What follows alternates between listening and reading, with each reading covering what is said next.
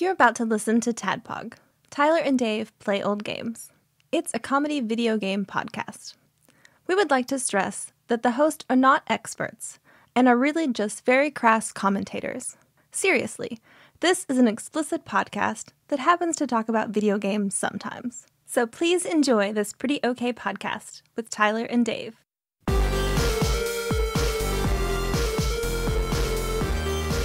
Hello, Internet. Hello.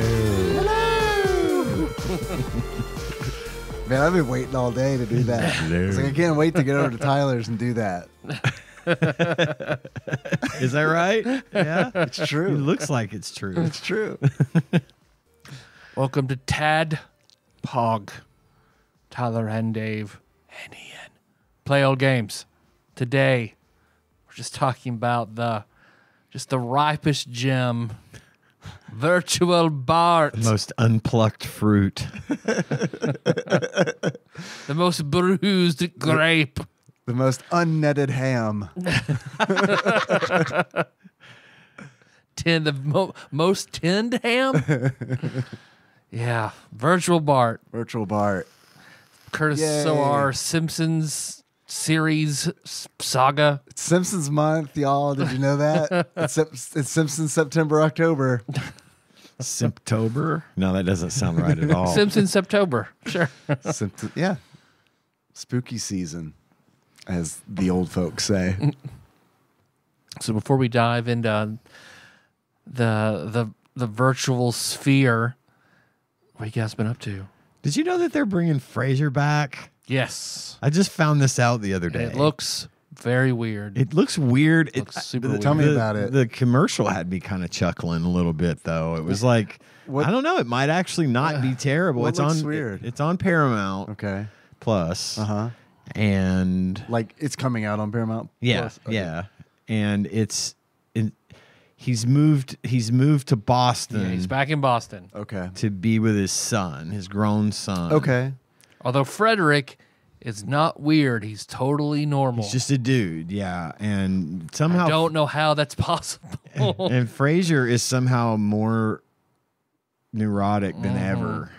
He's the neurotic version of his dad to the normal beer and pretzels version of his son. Yeah. So it's the inverse of the Frasier formula. Yeah. So, and that's really all there is to it. I mean, it's more of the same, just in Boston. Widescreen And with a format? completely different Are they doing cast. 4:3 aspect ratio? It's widescreen. Yeah. But anyway, I just thought I'd ask. I figured if anyone would have heard, you would have, I Tyler. did. I was just like, I don't know. There are no familiar faces, at least not in the previews. So it's just Kelsey Grammer. Yeah. Which As far as I can tell- I like Grammer. him too, but that supporting cast on Frasier. That's what made the is- show. really Yeah, does they make really it. did. Yeah. Yeah. But like I said, No Niles is that's a big. Is that I a bet- confirmed, like, I mean, bet he'll make he's a not in any of the cameo. previews. Man, they're probably gonna- hopefully, yeah, he does. they're probably going to do that shit where, like, there's a revival of a show and, like, each episode, like, a supporting cast member from the Oh, old show shows yeah. up. Which BB Newworth, everybody. Yeah, woo! I hate that because it always I do feels too. so like manufactured and It like really which I mean does. obviously it is. It's a sitcom, Yeah. but at the same time it's like I just kind of like it when everybody's together and you like interact. I want to get to know the people I'm going to have to watch every week if I'm going to commit to this that show. weird Arrested Development season Yes. where every Yeah, that's definitely one of the shows that I was referencing in there. But it's not the only one guilty of that. yeah. No, definitely not. Let's see. Tried to fill up the hole this week a little bit. Yeah, Nice. good. Fill Stretch that it out. out, that It's whole shrunk fill. down. It's too tight now. You got to loosen it I up. gotta loosen it up. It's just like a virgin. Get stretched. It's the very first time. That's what Chris Black and I used to call it. We go out for lunch and eat a bunch. We call it get stretched. Ooh, that tracks. And we'd ask people if they want to come get stretched with us. And if they said yes, you then We'd go and get you'd go stretched and get together. stretched together. Usually at Los Amigos. That does happen when you go there. It's easy to get stretched at Get Los that, get Amigos. that good stretch at Put Los that on a Amigos. Get stretched at Los Amigos. All those amigos. More than three. All those friends. Okay, so a little bit of everything. the Ahsoka season finale happened this week. That was high recommend for me. I remember you mentioned it. I'm going to reiterate. I'm surprised it's over already. 4 stars. It's only 8 episodes. It's so short, and they leave you hanging. Yeah. They will leave you really wanting more, like a good beefy cliffhanger. And so, again, All right, Ahsoka, that was a wonderful battle. Now it's time for our orgy. Cut the credits. God, I wish. There are a lot of lovely ladies in that show. Anyway, I stick very much to my 4-star guns there. Wiz and Sage says, check it out. Only Murders in the Building season finale happened. That was a unbelievably good season because it started out kind of weak, in my opinion, and then it got really strong really quickly and stayed strong. It was just a little bit of a different formula than the last 2 seasons, which is good. They mixed it up. But again, another solid 4-star show. For anyone that hasn't picked up on it yet, it's on Hulu. Give it a watch because it's Steve Martin, Martin Short, and Selena Gomez at their finest. It's good stuff. Another show I watched on a goof, The Continental. This is the Continental, as in the John Wick Continental. Oh, It's okay, the hotel yeah. from John Wick. Okay, I saw a thumbnail for that. This story, this is a 3-part series. Each part's about an hour and a half long, which is the origin story of of Winston, the one that runs the Continental in the John Wick movies. Okay. Not the gorilla from Overwatch. Not yet. He might be in the finale. Be pretty nice. I don't know. Crossover. It could be nice. This is how Overwatch starts. It begins in the mid 70s, in mid 70s New York, and then somehow question mark. Step 4, Overwatch. It needs to happen. I'm ready for that Overwatch I'd and love SFW to see that to make a return. John Wick Overwatch crossover. But anyway, this one I thought, okay, this is going to be a pathetic cash grab. This is going to be it's unnecessary. We don't need it. No one asked for it. It's on Peacock. But I was totally wrong about that. It has been excellent. Cool. The last part, by the time this airs, the last part will have happened. But so anyone interested can watch all 3 parts as of the time of the airing of this episode. But we watched the first 2 episodes last week, and Tanya and I were both just hooked immediately. They keep the flavor strong. They keep it interesting.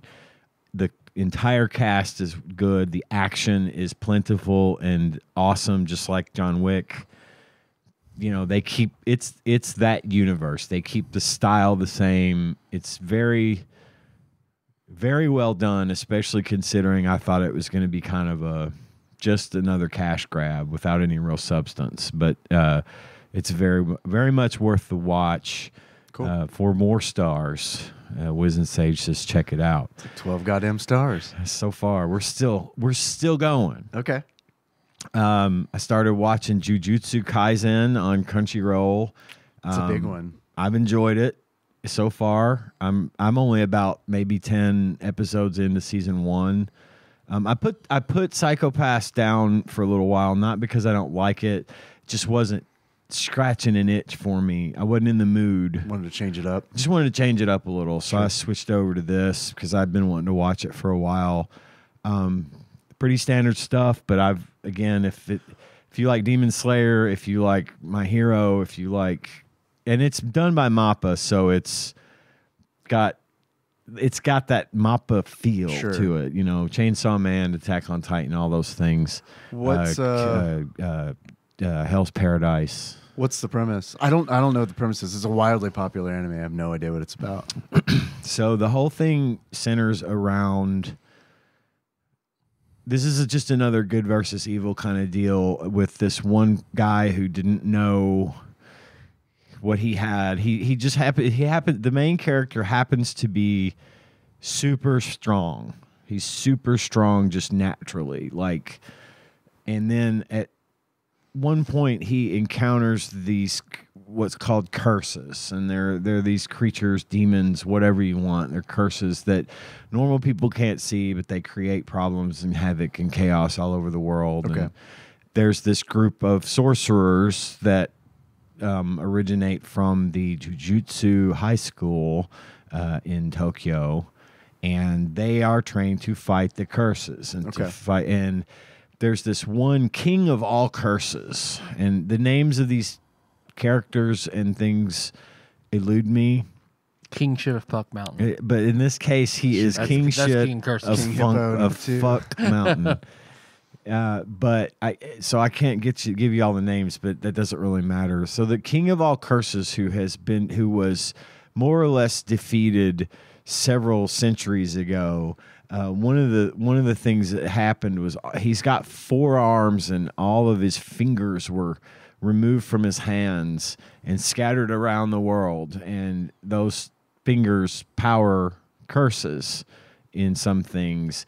And at one point, they use cursed magic to protect schools and things like that. So if you protect a place with a really super strong curse, then weaker curses can't come in to affect the school or the students or the patients in a hospital or but it's something. still cursed.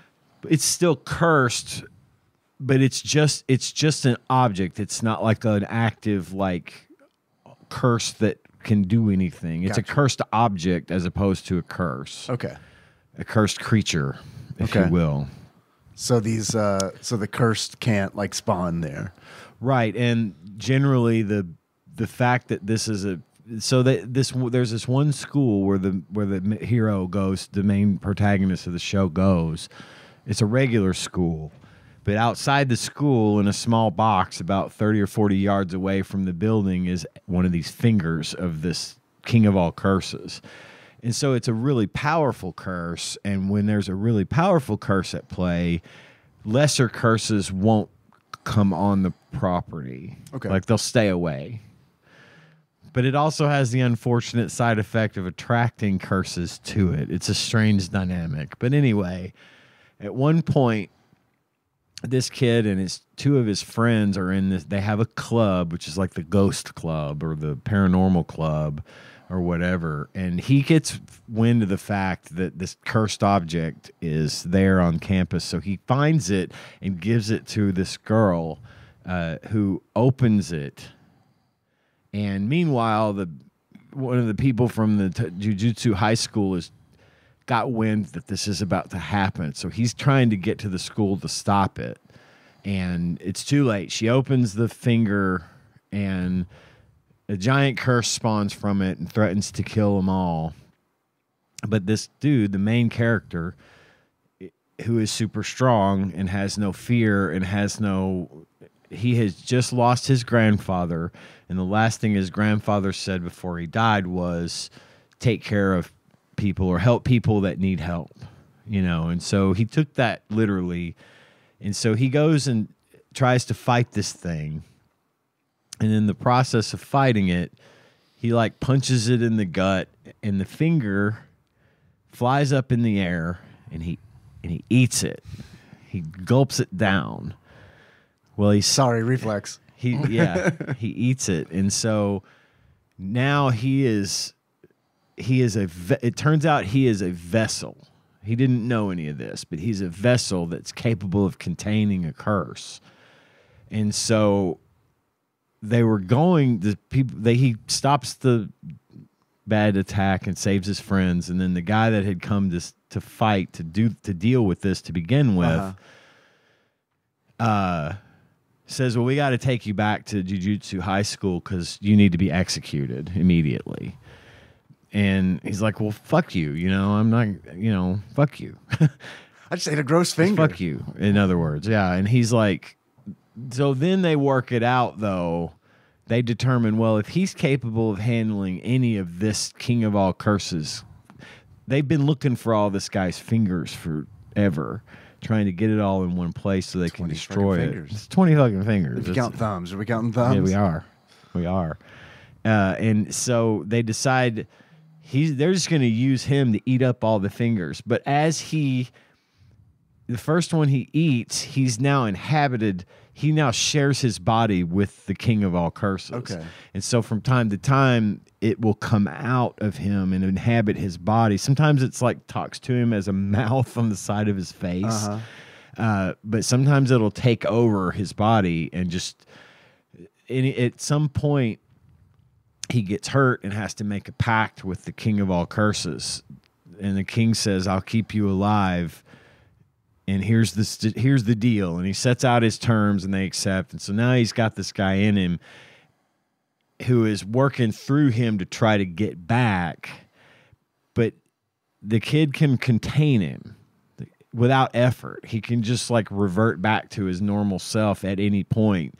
So they don't understand why he's so good at this part of the job. They don't know why he's able to do it for such a utterly powerful curse. So anyway, so what happens when he eats more fingers? He gets more powerful. Well, more the demon, the curse inside of him gets more powerful. That's what I would think. But At he some continues. point, when you eat 20 fucking fingers, like he's probably gonna come the That's curse the king. idea. And so the school has made the deal with him. It's like you can stay alive as long as you are helping us consume and contain these fingers. But once you become the curse king, once you get all of them, you're going to be executed. And he agrees to that. It's a metaphor for work culture. Yeah, it is. But he agrees to that. And so that's kind of the deal. He's hunting down all these. Well, how can they kill him fingers. once he has all of them? Good That's question. the logic, probably. Good like, question. Sure, you can kill me. Wink, wink. So I think this came out in 2019, and the third season, the most recent season, just wrapped. So I'm sure we've still got a long way to go before we find out, what that is. But I'm enjoying it. I'm enjoying the banter. It's got these weird little asides at the end, like so many, especially the Shonen Jumps titles are fond of doing. They'll have this little tag of some random. There was one point they were all together and one guy was showing off his ability to hold his phone between his face and his shoulder while he was on a call.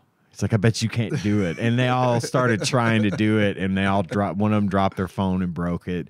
It had nothing to do with anything, but it's just sort of to be expected. Sure. It does sort of serve to break the tension because it's dark. I mean, it's not a. They try to. It's lighter than I think it's lighter than Demon Slayer. No less violent, but I think there's more of an air of. It's kind of like the way Chainsaw Man is super dark and scary and what the fuck, but they keep it light, right? With the slice of life moments and stuff. Yeah. So it's kind of like that. But yeah, I do. I recommend that one. So far, I've give it a solid 3 stars. I'd say check it out, and anyone that's watched it wants to talk about it, let me know. I'm always on the Discord. I got one more thing. We watched this movie at random the other day that came on. It just happened to come on. It was a horror film called Bitch Ass. Sounds great so and far. It was basically this. There's this house where this old lady lived with her grandson, and she died. And there was rumor that they had all this money and stuff in there. So this gang leader dude in the neighborhood, he's like a legacy gang head of the gang, recruits his new recruits to go and rob the place. But it's rumored to be haunted by Bitch Ass, who is this dude who was bullied a lot in high school, but he loved games. He loved all things games. And so he even dug himself out a game room when he was a kid, and his grandma let him have a game room that was like a dugout basement. but he was bullied and bullied and bullied, and then became this murderer. And if you go to the house, you know, his whole deal is he'll catch you and force you to play a deadly game of something like Connect 4 or Battleship. But they're like, Connect 4 is like a giant wall-sized board with big wooden pegs, and the final round, you use your hands, and there are like guillotine blades up at the top, and if you lose, you get your hands and your head cut off. I bet that doesn't happen. I was laughing so hard because, you know, a lot of times, especially these types of sort of low budget movies, horror movies, just have the worst acting and the worst everything in them. And they're only good to make fun of. This one I actually liked a lot. And I thought that the dynamic and the dialogue between the people no one in it is anyone you recognize. But I thought it was the dialogue and the stuff between the people was awesome. I thought they really put on kind of a believable show. And it kind of surprised me. I'm interested. I would watch it. I recommend Bitch Ass. I do. I'm giving that one a solid 3 stars just because it surprised me. And there's an inevitable appearance at the very end by Tony Todd, aka the Candyman, who is like in this case he's like the role of kind of a crypt keeper, telling the story of Bitch Ass, you know. But he's the only one in the movie that like even slightly was familiar to me. No one else in the movie was, but I do recommend it. It was a fun watch, and we found Tanya and I both were like, I was like, that was actually not bad, right? And she's like, no, actually it wasn't bad, you know. So it's funny, it's silly, but I think they pull it off, and I actually hope they make more because I think this one has especially the name like Bitch Ass has the potential to be a franchise, a low budget but good cult classic franchise. The setup reminds me of Tales from the Hood, which like when you were talking about like a haunted house and a gang like shows up, I'm like, this sounds like Tales from the Hood, which I fucking love. It reminded me of Tales from the Hood. It was one of those kind of movies, except it wasn't an anthology. Sure, and that's one of. I mean, I love anthology movies, but like this sound. This is like an extended version of one of the anthology stories from Tales from the Hood. That's what it sounded like. It rings to that. It rings that exact same bell, and I thought I loved it. Right now, I don't remember where we watched. I think it was on like Showtime or something. It's out there somewhere. Cool. I don't know, but yeah, it was, and it's pretty recent. I want to say it's probably maybe 2019, 2018, something like that. If I had to guess, I didn't think to look, but yeah, Bitch Ass. Check it out. Wisdom Sage says check it out. I've talked a lot, and I'm done talking about my week. How about you, Dave? Back on Baldur's Gate 3. Yeah. Hell yeah. Now that Sea of Stars is done. When I talked to you guys about it last time, I was like, yeah, I got finished with the game, and I'm only like 55% trophy completion or whatever. By the time I was actually done, like, because after the credits, I decided to go ahead and do some stuff. And once I did that stuff, it really started to fill that out to the point where it's like, I've only got one remaining outside of like the ultra, like you unlock this by unlocking all the other trophies. And when I looked at that one, I was like, yeah, I'm not going to do that right now. Maybe later, but I'm not going to do that right now. So I moved on, back on Baldur's Gate 3 a little bit, but then I started playing this game called... So I follow a VTuber named Vebe, and she does collabs and is in a relationship with a guy named Soda Poppin'. And I've heard of Soda Poppin'. He was playing. Didn't he do a bunch of GTA? I think he was streaming those. You know how they did the GTA mod where you could role play, Like the RP stuff. Yeah. I watched him do a lot of those. Okay. So I'm familiar with Soda Poppin'. He was playing. She shared a clip, I guess, of his where he was playing this game. This happens to me a lot. I'll see something. I'll see a game being played on a YouTube video or a short specifically. It's usually a short, and it's like, because it's like a clip from a stream or something, I have no idea what the game is that they're playing. So he was playing a game, and it was like, it looked like this first-person dungeon crawler, but with like action mechanics, and it had like this map at the, like a mini map that looked like a drawn like dungeon map with like grid style. And I was like, okay, that seems really cool. So, I check the comments on the short. I'm like, okay, I don't see the name of the game. So I do a search for him because I'm really curious. I'm like, what is this? So I do a search for him on YouTube, find him, go to the videos, scroll through until I find the game. I was like, oh, okay, here it is. And it's a game called Dark and Darker. I'm like, all right, Dark and Darker. So then I searched that up, and I'm like, okay, they got into some legal issues, so it's not on Steam. Okay, all right. Okay, if I want to play this, it's $30, so I got to buy it on a sketchy looking site. It's like the best way. All right, sure. I haven't done this in 25 years. Sure, this is how shit used to be done, I guess. If you're not buying it on like some like physical media. So I bought it, and I started playing it, and it is a pretty interesting game. It's one of those where it's like, I do like this, but it is hard to recommend to people because while I do like it, I also don't like it because it's super hard. So what it is, it is a dungeon crawler. A first-person dungeon crawler, but it's like a fantasy style. Oh, this is hard to explain. It's like a fantasy style FPS. You're in a dungeon with other people, and you're trying to collect as much treasure as you possibly can in the dungeon. And eventually, these portals will appear, and if you get to the portal, you escape the dungeon, and you get to keep everything you got. If something kills you while you're down there, which will probably happen, you don't keep anything.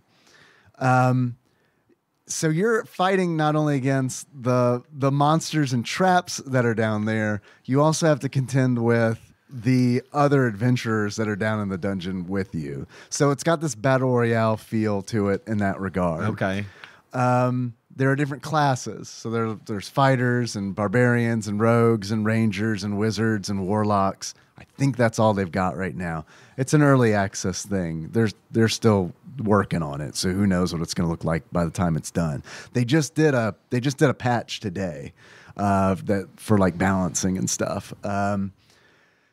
So it's really cool, and it's got battle royale style. It has rings, where it's like the safe area of the dungeon gets smaller and smaller as time goes on. It's like a swarm of like insects, essentially, that kind of like forces you all together. It is brutal. It is brutal. I've only played for like 4 hours. I think I picked it up Friday night or Saturday night when it's like, I kind of feel like trying something different. And, I went through all the trouble. Like, the game looked cool when I first saw it, and I looked it up, and it's like $30. That's not crazy.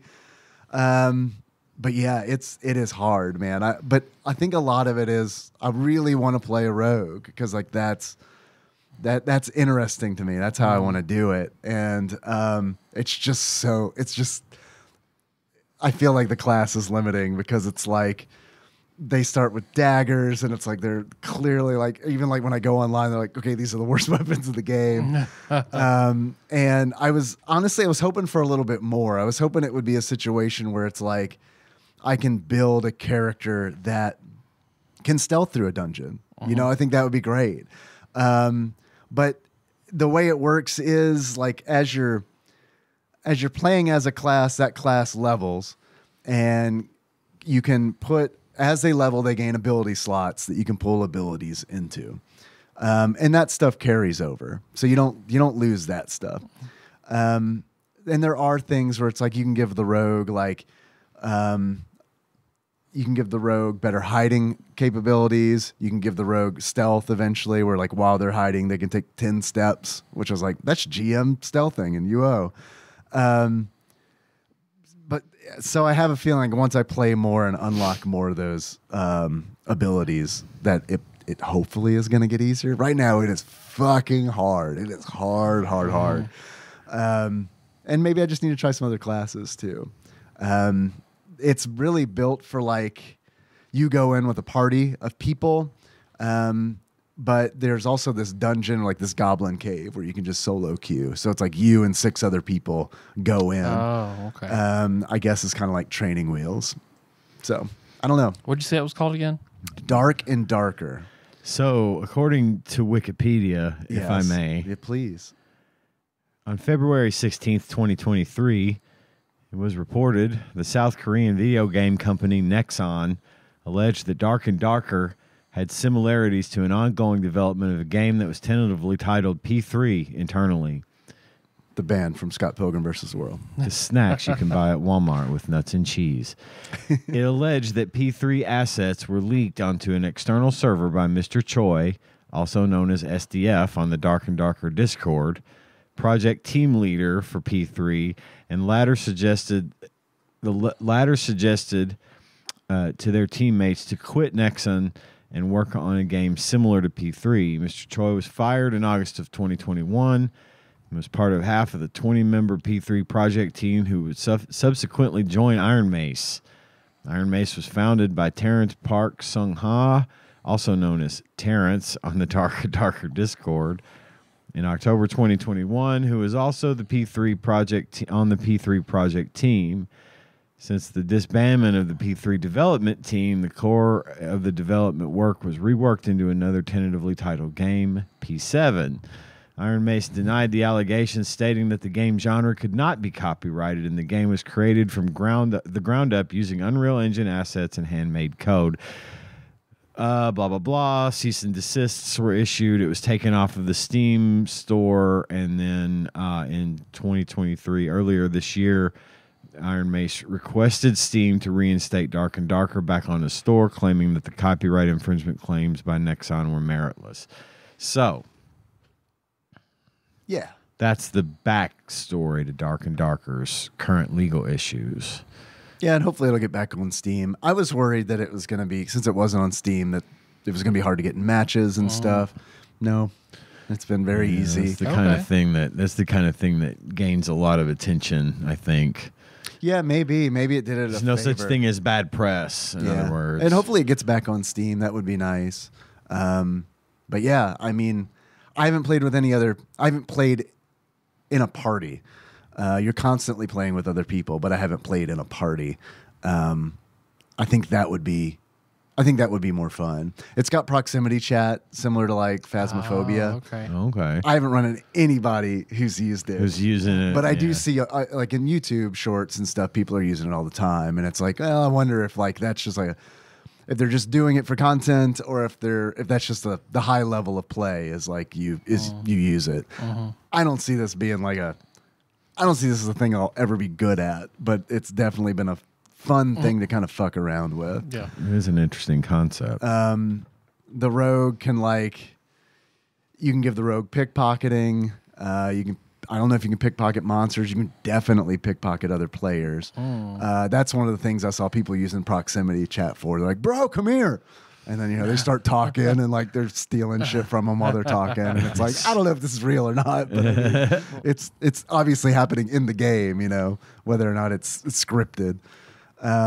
So it gave me, in that regard, it gave me like shitlord UO vibes kind of deal. And it's like, although honestly, like when voice chat's involved, I don't think that that's like a bridge too far. You know what I mean? Yeah. To like trick somebody by actually speaking to them. It's like with your voice as opposed to typing something. I don't know what the difference is, but it does feel like it would be worse somehow. Yeah.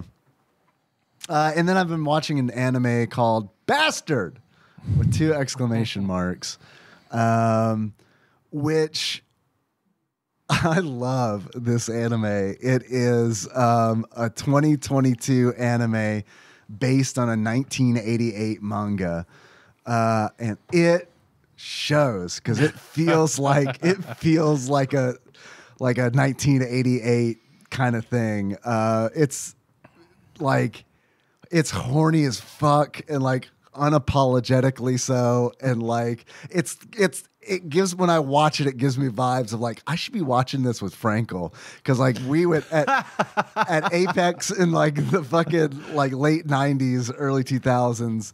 He and I would huddle up in your office because you had a TV in your office and a couch. Yep, and a couch, and we would watch all these fucking like. He introduced me to all this shit from like the late 80s and early 90s that I had no idea about. So I've thought about him several times watching this. It's a story about this. There's this evil wizard who was defeated 15 years ago, set on world domination, and he's defeated by the high clerics of the kingdom of Metallicana. Oh, I love it. And they seal him away. They seal him away inside of a boy, and the high cleric teaches his daughter how to awaken the soul of the wizard in the boy if the kingdom is ever in trouble. And 15 years later, that happens. And this all happens in the first episode, so it's not like major spoilers or anything. It's just a setup. 15 years ago, she has to awaken the boy, or awaken the dark wizard, the evil wizard inside the boy, and she does so. And then it kind of all goes from there. The story kind of goes from there. The evil magician named Dark Schneider, which I don't know what it's like in the dub, but in the sub, it's like, I swear to God, it's like 40% of the dialogue is Dark Schneider, because it's like constantly, they convey so much with this name, like Dark Schneider, and it's like the translation in the sub is like totally different. It's like, oh, you're awakened. Where are you watching this? This is on Netflix. Which that's right. You told me about this, and I forgot you had said it was on Netflix. It blows my mind that it's on Netflix, because it's like I'm watching it. And I was like, man, I know they got Castlevania on there, which is violent, but it's like, man, this fucking evil wizard's like touching boobs and butts in like every episode, and it's like this just doesn't seem like. Yeah, I mean, maybe I'm out of touch with Netflix, but I've seen. Well, they have that cutie show, so I don't know. That's why I don't have Netflix. What is it? Cuties? Cuties. What's that? What's that? It is a. It sounds I like heard about it. Child pageant show. It is. Is it's it? It's like a dance thing. It's almost like a pro pedophile. It's really fucked up. I didn't really fucked. I didn't watch it, and Netflix had to take it off. Is it a documentary? It's kind of a documentary style show, from what I understand. It won a bunch of awards at Cannes, which I've also heard is kind of a pro pedophile like event. The film festival? Yeah. Really? It's more of They just show the last 20 minutes of Little Miss Sunshine. Like on loop. Well, it glorifies like 12-year-old girls like trying to be mature and dancing. Like Shoe on Head, the YouTuber, does a really good breakdown of it, because she was like, I've heard about this. Here's my watch and review, and she goes for 20 minutes, and she's like, this is fucked up. Why is this on Netflix? Yeah, so fucked up that they removed it. They did. It got a lot of negative attention, and they were under a whole lot of pressure, and so they took it down. It was not on for very long before it got taken down. That's the first. I'm really out of it. It's been a little while. It was during COVID that this all happened. Yeah. Wow. Okay. Well, because it was on Netflix, Melissa wanted to, and I agreed. We just dropped Netflix. Yeah. Fuck that. We'll save some We don't want money. to contribute. Fuck that, and we'll save some money. Yeah. Well, Bastard is on there. Yeah. And I do like Bastard. He does solve a lot of his problems by seducing the women in the anime, which is another one where it's like, it is straight up like there are scenes in this where it's like, this is definitely from a late 80s manga for sure. And they've animated it modernly for a modern audience. And it's like, I love this, but I cannot imagine that because I know where I know where it's coming from. Like it has that feel, and it's like this feels like something that I loved and also doesn't exist anymore. It's so novel to see it now. I'm curious how it's like viewed through like the modern lens from people who like haven't seen the fucking shit that I've seen. I haven't seen this type of thing in 40 years. Yeah, I mean, it starts up like in the intro. It's like it gives all the content warnings, and it's like, holy shit, that's a lot of content. Nudity, violence, sex, and sexual violence. Okay.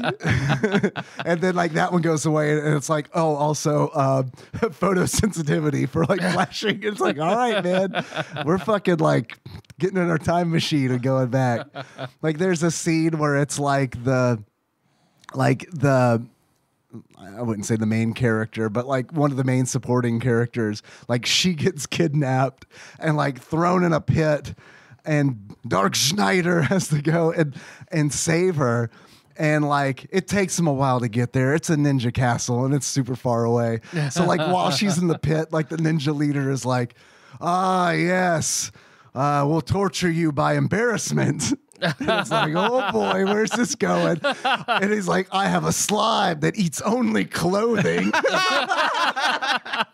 It's so fucking stupid, but it's also like, yeah, this is what this shit used to be. I have added it. I've added it to my list on Netflix. It's what this shit used to be, and then it's like, yeah, over the course of 2 episodes, he's like Dark Schneider's fighting and shit, and it's like there's the interstitials where it's like, yep, that slime sure is eating your clothes, isn't it? And then it's like the slime's got eyes right inside of it, so like when it gets through like her shirt, like the eyes are like over her nipples. It's so fucking stupid, but like it's that, I don't know, man, it hits that tone that like I just haven't seen in a really long time, but I cannot imagine that it is being received well. But who knows? Maybe it is. It's got 2 seasons on Netflix. I just saw that. So the it first gets season's one pretty more. long. So- Yeah, maybe. If we're lucky, right?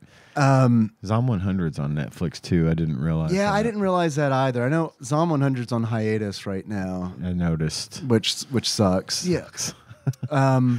But yeah, there's also like the creator of Bastard, the manga, was a big fan of Dungeons and Dragons, and so that would have been like 2nd edition. So it's got a lot of that flavor to it, and he was also a fan of heavy metal and rock and roll. So there's hard rock. So there's a lot of like the 4. Here, I got them. The 4 kingdoms of the nation. I fucking love this shit. So Meta Lacana is one of them, which is Metallica. There is Judas is a nation, Judas Priest. Right. My favorite, White Snakey. And then Iron Maiden. Oh my God, this is actually going to be right up my alley, I think, because I picked up on the Metallica thing when you mentioned it earlier. There's a dragon familiar in it named Lars. I mean, it's like God, at one point, like the spells, like there's a spell, like every time a spell's being cast, I'm like, oh, I haven't seen this one yet. What's this one called? Megadeth. It's like, yes. There's one, literally, he's like, he counters the spell by going, Guns N' Roll. It's like fucking Guns N' Roses? Yes. So, yeah, man, it's fucking cheesecake. Like 1000% cheesecake. It doesn't take itself seriously, but at the same time, it's a great ride. I think it's a great ride. And it's like, yep, I'm enjoying this ride. And just gonna, the last like 4 nights, I've just watched it until I fall asleep and then, have to like wake up and be like, okay, did Run it back. Did I see this one? No. Did I see that one? No. Yeah, run it back. So yeah, it's been fun. I like it. That's kind of it. That's kind of it for me. I've worked.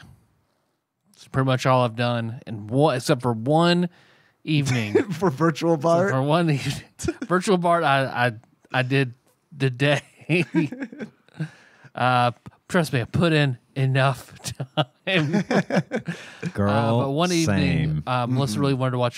She's like, "I'm gonna watch a scary movie." That's what I really want to do. Please tell me you watch Bitch Ass. Please tell me you watch Bitch Well, Ass. if I would have known about Bitch Ass, I would have watched it. So I just pulled up like what's on Hulu. Top horror movies on Hulu right now. Number 1, Hellraiser 2022. Okay, we'll check it out. So watch Hellraiser 2022. How was it? I liked it for the most part. Is it a remake of the first Hellraiser? Or it's like Or a is it a continuation? re-envisioning. It's like it's a requel. Okay. It's kind of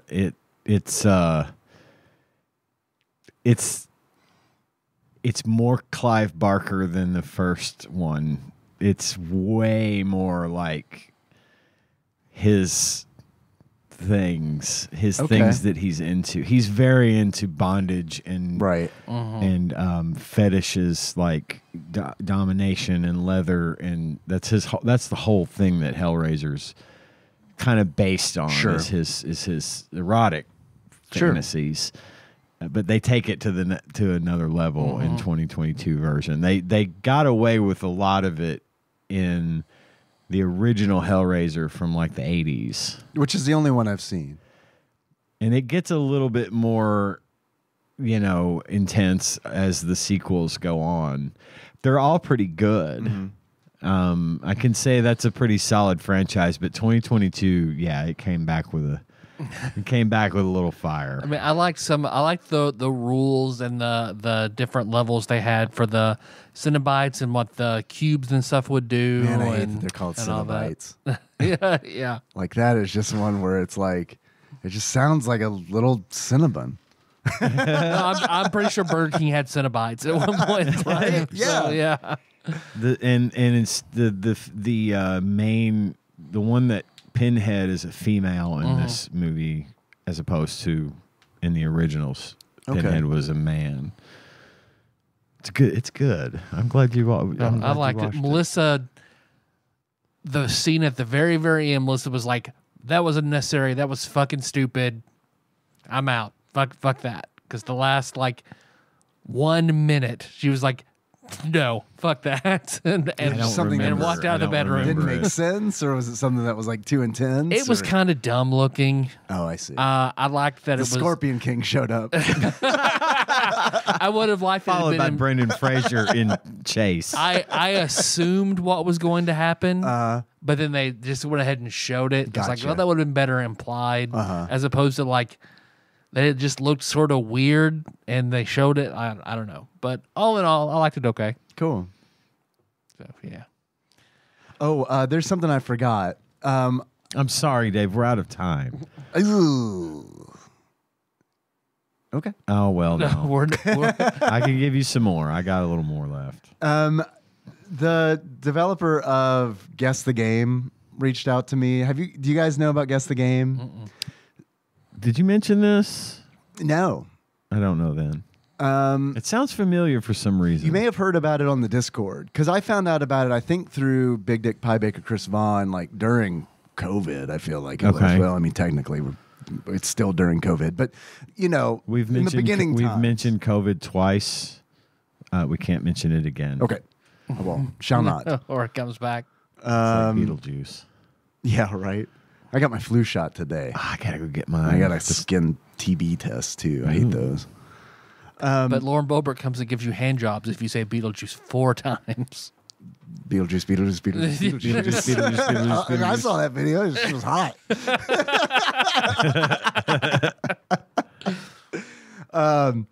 So the developer of Guess the Game, which is Guess the Game, he reached out and said, "Hey, I love the podcast. I listen to it on the commute each morning." And he was essentially like, "Let me tell you about Guess the Game." And he does in the email. And I'm thinking, yeah, man, I love Guess the Game. It's like Wordle kind of, but instead of trying to guess a word, you're trying to guess a video game based on screenshots. So it's like you see one screenshot and it's kind of like the most obscure one, right? Or it's like zoomed in or something like that. You just cropped a little bit. And you can make a guess or you can hit next. And as you have 6 tries essentially, and on the last one it gets progressively easier. So on the last one it's the easiest screenshot. Okay. I just thought it was. I wanted him. He asked, "Would you mind mentioning it?" And I said, "Of course not. I love the game. I think it's really cool. I know I'd heard about it through the TADPOG Discord. So I recommend that you check it out. I'm not being paid to say that, but I mean, I wouldn't be objected to it. but I'm not. It's cool and it's free. And there was a time back when I was playing Wordle, essentially, or around that time, where I was playing this every day. Very cool. All right. Yeah, guess the dot game. Yep, that's it. If you want to play today, I'm looking right at it. There's a new game coming in 4 hours, 15 minutes, and 57 seconds. It's cool. I don't know how he does it. It is neat. But it's a really neat idea. Okay. And I feel like they've gotten harder because I remember when I was originally playing them, I felt like I knew what the games were. And now, I don't know if it's by design, but now I'm finding it to be a little bit tougher. So now that we've mentioned Guess the Game on our show, I feel like he needs to make the TADPOG logo one of the puzzles. But no one would know what that is. I don't care because they would all zoom out, and eventually it would just show the TADPOG logo, and people would say, "What's that?" And then they would come check us out. They might. Hey, that's better than nothing. Which is what we got now. Which is what we have now, correct. Cool. That is neat. I like it. So thank you for letting me say that. Yeah. I meant to mention it first and then... And thanks to him for reaching out. I think that's really neat. Yeah. We're always happy to plug an interesting or fun thing. Yeah, especially when I thought it was really cool because it's like, oh, you listen to our show? I know your site. That is neat. Yeah, well, that's kind of where I was at. I was like, wow, okay. Yeah, I love shit like that. That's awesome. Thanks for listening to the show. Yeah. By the way.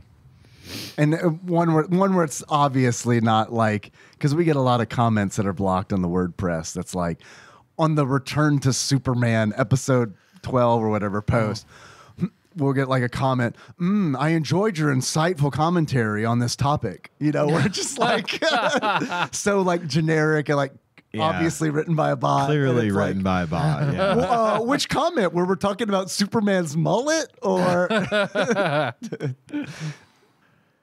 Well, do you guys want to do a draft? Sure, man. We're going to draft. Have we done the Simpsons characters draft yet? It's funny you mentioned that. I was literally thinking about that last night, and no, we haven't. And I was thinking it's fucked up that you bring that up because you were just I was literally it? going to mention that as an option, but I want it to be non-Simpsons characters. Nobody that is a part of the Simpson family. Right. Okay.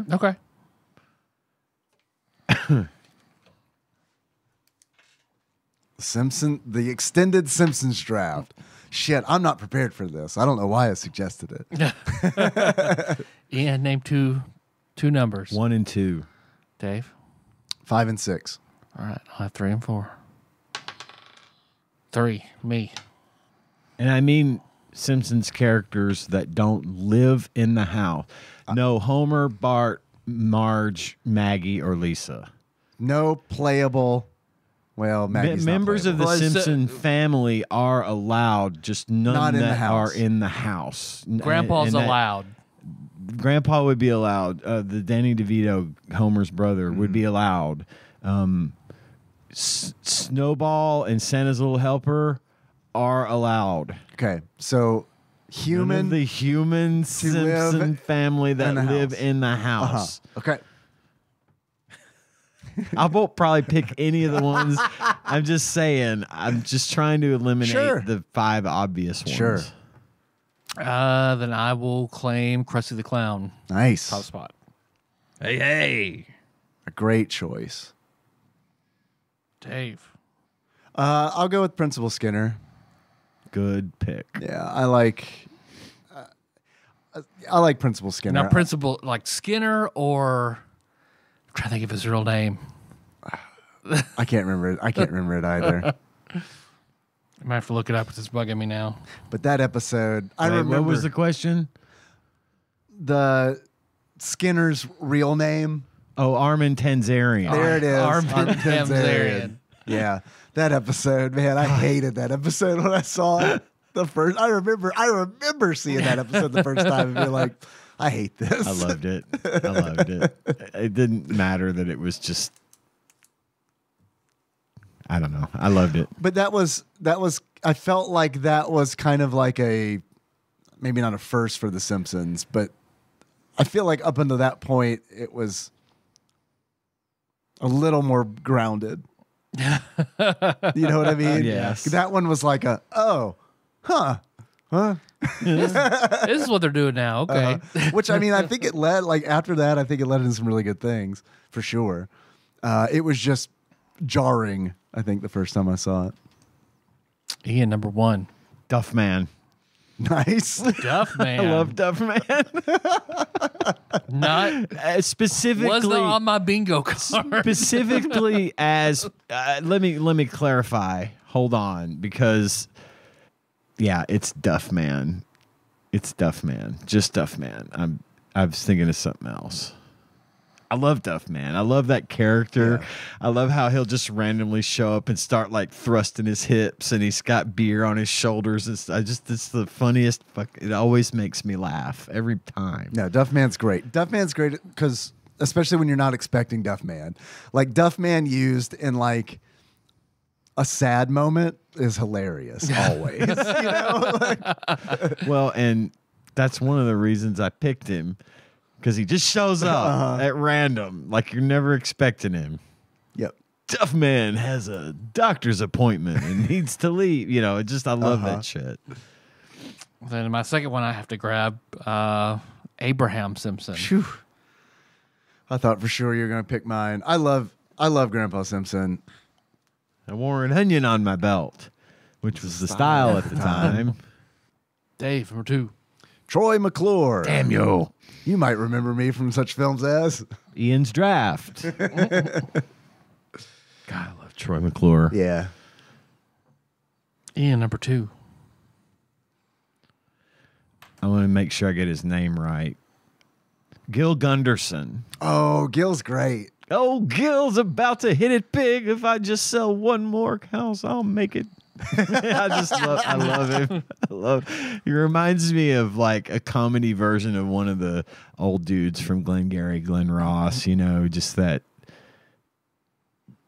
old driven guy, you know. And there's been like one episode where he was the main character, like it was kind of his story, where he like lived on the Simpsons couch for a little while and stuff because Marge took pity on him. And yeah, I love Gil Gunderson. Like, if there was a live action Simpsons movie, I would want William H. Macy cast as Gil because of who he played in Fargo. Like, yeah, he would be a good old Gil. Yeah.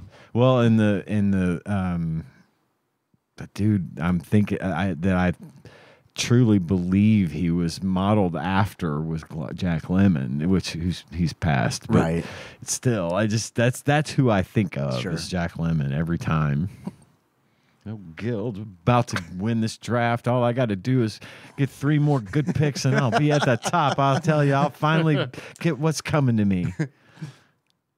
Number 3, I've got to grab Moses. No, is on my list. This one. Damn it. Some homie dissing your fly girl. Give him one of these. Fuck, man. Like, that was locked in my brain. Like, it was like, Mo's next. Uncle Mo, next. here I am. Here's your fries. Eat them.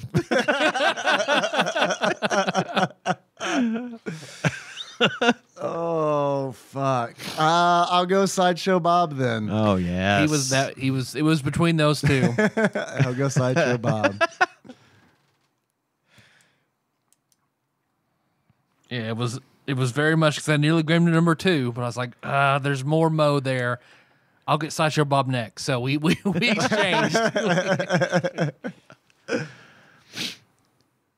Groundskeeper Willie. That's a yeah. good one. I love Man. that guy. I love the episode where Santa's little helper gets in the school vents. That used to be out. It's like Alien. Alien. Yeah. God, And then he it's goes so in after. good. Yeah, I know. I love it. I fucking love that. It's a grease me up woman. Yeah. Covers him in lard, and he's just like crawling through. All right. Oh my! And you just see that. Run You by just see that The blur. blur, God damn it. and then he love ends it. up like squipping Falling out out of into the- the gym in front of all the children. The shinning. Quiet. Do you want to get sued? It's the shinning. That was a good one. Mm-hmm. Jesus Christ. I'm going to start watching that show again. I have to. Number 4, I got to pick Dr. Nick. Hey, everybody. Hey, Dr. Nick. Yep. I can't hear "Hey, everybody" said in like any kind of tone and not think about Dr. Nick. Here's the secret. Take it, rub it on a piece of paper. If the paper turns clear, it's your window to weight gain.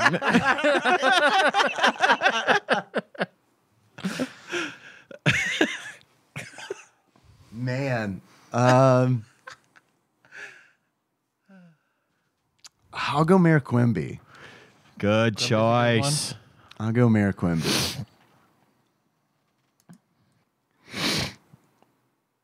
I feel like my next pick is 2 people, but it counts as 1. It's not what you think, Oh. although they are on my list as well. Rod and Todd Flanders. Yes. I love Rod and Todd. They're the ones that have they're the family that has the board game you have to play before you can get video game time. You know what I mean? Uh-huh. Bringing in the sheaves. They're just so innocent Yep. and brainwashed. Uh-huh. But God, every so often they make me laugh. I knew kids like them. Oh, yeah, growing for up, sure. and it's just Absolutely. it's so on the fucking nose. Yes. That's why I love them. Surprised I'm getting it number 5. But Mr. Burns. Oh, fuck. Burns. Yeah. Mr. Burns. I'm surprised. Yeah, that's a number 5 pick. Yikes. Solid. I should have been better prepared. I'll pick up who I thought you were going to say, Kang and Kodos. That's not who I was gonna say. But I that's thought you were going to another. say Sherry and Terry. So. That's not who I was gonna say either. Patty and Selma? Yes, it was Patty and Selma. Although that's interesting. We went through that whole list before we got to Patty and Selma. Uh-huh. Not my next pick, though. My next pick is Rainier Wolfcastle. Yeah, for sure. My eyes, the goggles do nothing. Nothing. God, I love Rainier Wolfcastle. I love the Mendoza! Holy shit. Honorable mentions. Oh, I could go 10. I'm sure we could go higher than 10, but then we'd also run out of time. Well, that's true. Honorable mentions, easily. Patty and Selma. I got Ned Flanders, Mrs. Yeah. Krabappel, Yeah. Smithers, Professor Frank. Yeah. And Hank Scorpio. That's probably one of the best Yes. episodes ever. God, Hank Scorpio is great. I That is a great completely forgot episode. about him. Grimes. Yeah. Frank Grimes. Old Grimy. Trying to think. Michael Jackson. Bleeding Gums Murphy. Bleeding Gums is a Yeah. good one. Yeah. Oh, who's the one that sells the monorail? Well, it was it was Phil Hartman did the Oh, okay. voice, but it wasn't. He was just that whole thing was based on the Music Man, and I think he was just playing that role of a traveling flim flam man, trying to take them for their money. Comic book guy. Yep. Otto. Otto. Otto, Crazy Cat Lady. She's always good for a laugh. Bumblebee Man, Bumblebee Man. Hans Mole Man. Yes.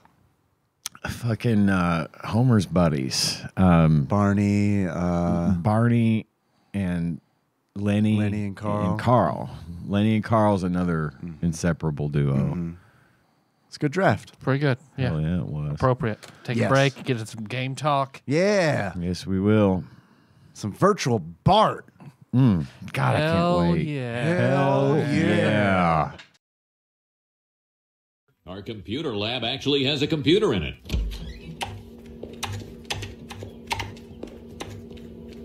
Hi, Lisa. Hi, Super Nintendo Chalmers. Meow.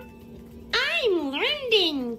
Aw, way to go, Ralph. Ah, she's a beaut. You can't beat a Coleco. How many can I put you down for? A lot? Please say a lot. I need this.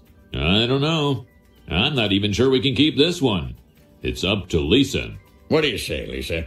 Will you keep our little secret for the good of your classmates and your school? And let's not forget old Gil, huh? The wolves at old Gil's door.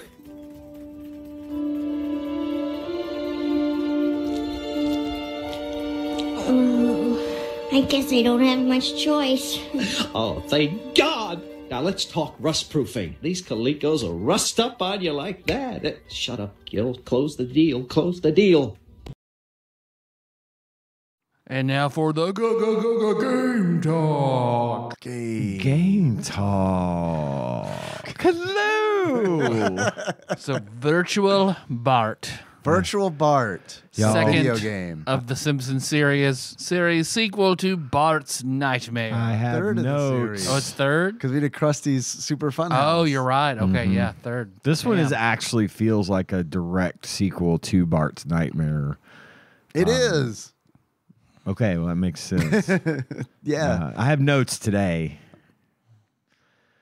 When we get to the good and bad, I'm going to go good and bad on every single one of these little games. Oh, all the mini games. all the mini games. Yeah, like Bart's Nightmare. This is also a mini game collection. This was also developed by Sculptured Softworks and published by Acclaim. This one came out, I think, in 1994. I believe it was 94. 1994. Yeah. So it'll be 2 years after Bart's Nightmare. Yep. As far as I know from my research, nobody quit No one this quit the the video game right? industry because of this game. And you Like can they did. tell because it's a lot like the previous game. Yeah. You can So tell everybody a who lot already of- got off the ship got off the ship. Right. Well, the box art. What did you think when you saw the box art? I mean, it's nice box art. You know what I mean? Like, It's that same I didn't think it was thing. as nice as Bart's Nightmare. No, I Bart's agree. Nightmare. I like Bart's Nightmare actually a lot. I like the box art for Bart's Nightmare is better, I think. But I mean, everything was on model. You know what I Yeah. mean? It's yeah, like, it still had that Simpsons curb appeal that's Yeah. going to get your attention and make you want to grab it up when you're a kid and play. I still again don't think I would have known what this game was about Yeah. based on the box art. I mean, 100%. because it's Bart like with a virtual head, virtual Oh, can you reality see the headset. aliens again? Is that what the So, glasses right. are? Oh boy, yeah, they took a real gamble on that, right? They didn't stop and think, will kids think that this is Bart versus the Space Mutants again? They might have stopped to think about it and then just said, fuck it. What do we They're care? going to buy it anyway. Yeah. More cherry bombs in the toilet coming around. All right, it's fine. They should remake that game. They should remake Bart Yeah. versus the Space Mutants and like As a gritty, dark survival horror. anything is going to be better than what they made. You know Yep. what I mean? Yep. So it's like whatever. I think also a remake of Virtual Bart for like the Oculus, where you just are wandering around Springfield and being a part of the community. That would be very That would be cool. awesome. That would be You could very You cool. could just go to Quickie Mart Yep. and, Yeah, that'd be awesome. That's one of the things that's cool about Hit and Run is like them rebuilding the love city and Hit and Run. yeah. Classic. Easily the best Simpsons game ever made, in my opinion. It's a really good one. If you were to compare your experiences with this game to a movie, television show, celebrity, etc., what would you compare it to? The movie I picked this week is a little movie from 1977 called The Kentucky Fried Movie. Oh, I've never seen this. I've heard about it a bunch, but never seen This it. movie is a collection of shorts basically spoofs like TV and movies at the time, and pop culture and politics at the time. It's early Zucker and Abrams spoof parody type stuff. Think Naked Gun, Airplane, movies like that. This is a comedy anthology. One of the skits is called Catholic High School Girls in Trouble. And I picked it because, this game is like that in these seemingly random, non-cohesive, mini games that you have. They're all just put together because, The Simpsons. We can just do that. And I always thought Kentucky Fried Movie is one of those that I don't recommend you watch, but you should watch it. It's just one of those. If you want a real look at what people thought was funny in 1977, that's a good way to do it. Man, I will say this because a few episodes back, and it ages better than Revenge of the Nerds if you're worried about it. I wasn't, but that's good to know. Yeah. A few episodes back, you mentioned watching Attack of the Killer Tomatoes. Mm-hmm. So I watched it. And I didn't finish it, man. Yeah, it's not good. But that's what it reminds you saying that it's like what it's a thing of its time for sure. It really is. And because Nikki and I were watching it, and I mean, it was like I gave it like 4 groans, man. Yeah. It's like 30 minutes in. I'm like, I don't think I could. No, it's again, it's funny because of how dated it is and what they thought was so hilarious and cutting edge, and that made me laugh, and that made me stick with it because the parody part, when they would show like San Francisco and it would say Paris, France or something, just shit like that was I always thought that was really good, but I'm not ever going to watch it again. I might watch Kentucky Fried Movie again now just because I was thinking about it today when I was writing my notes, and I don't recommend it, but I think it's fun. It's a fun one. And plus it is shorts. Yeah. So you don't have long before this one's over. Right. If it's really bothering you, you've got something else coming. And again, it goes to that sort of Zucker and Abrams Naked Gun kind of comedy. You could see you could see the foundations of what would ultimately become classic, movies that you just can't ever say bad things about because they do survive. They survive, and this one not so much, but it's still fun to watch. But yeah, it's just the weird amalgamation of shorts and funny things, that they put together. That's why I thought about the Kentucky Fried Movie as my pick. So, and that's not to say that I didn't like anything about Attack of Killer Tomatoes. That gag where they're all crowding into that small tiny office to have their meeting. The conference table is like the size of the room. And they're all they're all crammed in there. That's actually that was very, very funny. It hit. Yeah. Dave, what'd you pick? I chose Jeff Fahey, who we all know from The Lawnmower Man. From The Lawnmower Man. He played the cyber god in The Lawnmower Man because that is the movie I feel like that introduced so many people to virtual reality. In the worst possible way. In the absolute worst possible way. Some might argue that it's still hurting sales of Oculus headsets to this day. I would believe it. That movie's so fucking bad. God damn, that movie fucking sucks. We owned it. But it was redeemed by the quality of the Super Nintendo game. The game is so much worse than the movie that's really bad. If I ever meet Pierce Brosnan in real life, that's what you're gonna bring up. I'm gonna be like, I loved you in Lawnmower Man. God damn it! I hope you meet him. I do too. And I hope that he laughs when I say it because he'll know I'm not fucking serious. We have that bond, me and Pierce. Yeah, we get each other in that way. He just doesn't know it yet. I chose the television series Quantum Leap. Quantum Leap. Because there are these different things you just get fucking thrown in, and they're all different and fucked up, and you don't know what's going on, and yeah, but that's a hell of what the fuck. That's a hell of a comparison because that's super on the nose. I think you might win on that note. You guys remember that episode of Quantum Leap where Scott Bakula throws tomatoes at a bunch of kids at school? Or what about the one where he's a probably an baby that episode. swings through the trees? Or where he's a dinosaur. Or a pig in a ham factory? I do. I remember all of those. Classics. I watched the pig one today. So you said there was an episode of The Simpsons where Bart vaguely tries harder in school for like one episode. Is this Yes. based off of?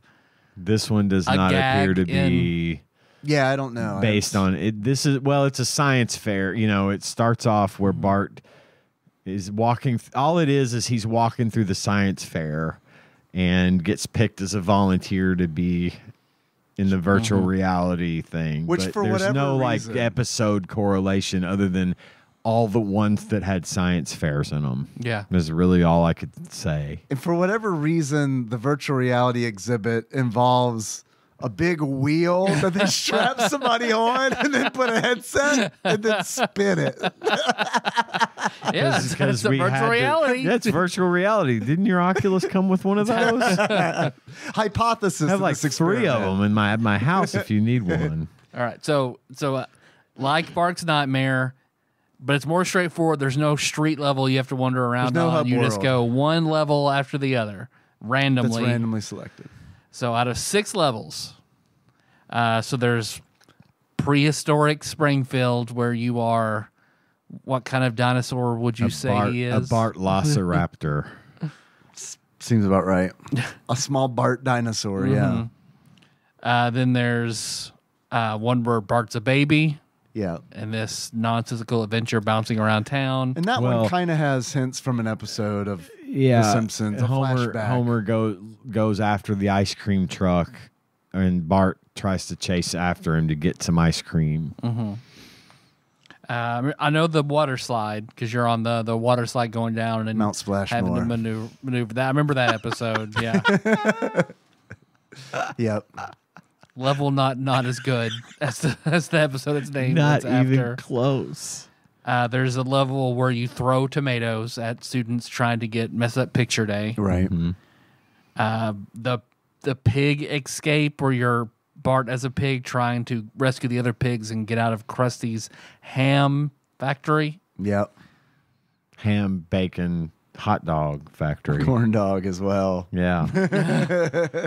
I'm going to talk about that. Hopefully, we're going to get in depth on some of these. I've got notes on every one of Yeah. these mini games. And then a do it. post-apocalyptic Springfield. The Mad Max Right. version. You want to start with that one? Sure. Sure, we can. It's my least favorite. Which I expected you to either be like, this one was okay because it reminded me of Road Rash, or they tried to be Road Rash and they fucking weren't. Fuck it. Yeah. That's so, man, maybe it's a little early to say this, but I didn't like this game. What? And it is like this. I'm with you. Doomsday Bart it's like they tried to make Road Rash, and I get it's not going to be as good as Road Rash because you're essentially making 6 fucking games in Right, one. You know what I mean? So that means they're all going to be shitty. Yep. Yep. You're gonna Yep. you're sacrificing We're going to have quality. one really good game or 6 bad ones. Let's Right. go with the 6 WarioWare bad. is not. So, Right, yeah. And WarioWare kind of embraces this is silly, you know, and it kind of like leans so weird that it's like even the WarioWare games that aren't like super fun are still charming. Yeah. You know what I mean? But with Doomsday Bart, yeah, it's post-apocalyptic Road Rash. And what made me frustrated was this could be a game. If like EA just got the Simpsons license and we're like, we're gonna do a Road Rash, but it's gonna be Simpsons characters. And, Yeah. yeah, sure, it'll be post-apocalyptic. This would be so much. This would be awesome. Like to see. I would love to see all the Simpsons characters in Road Rash. You Of know, course, yeah. Especially in '94, that would have been like fucking huge, man. But instead, yeah, you get This level has more in common with Tiger Electronics Road Rash than it does Road Rash. Is that a real thing? It leans harder. It's got to be, It has to be, right? Yes, but you're right. Yeah, because it really doesn't even matter where you're going. I mean, there's a Symphony of the Night. Fucking in a Tiger. Castlevania too. I had that one. I mean, it is like that.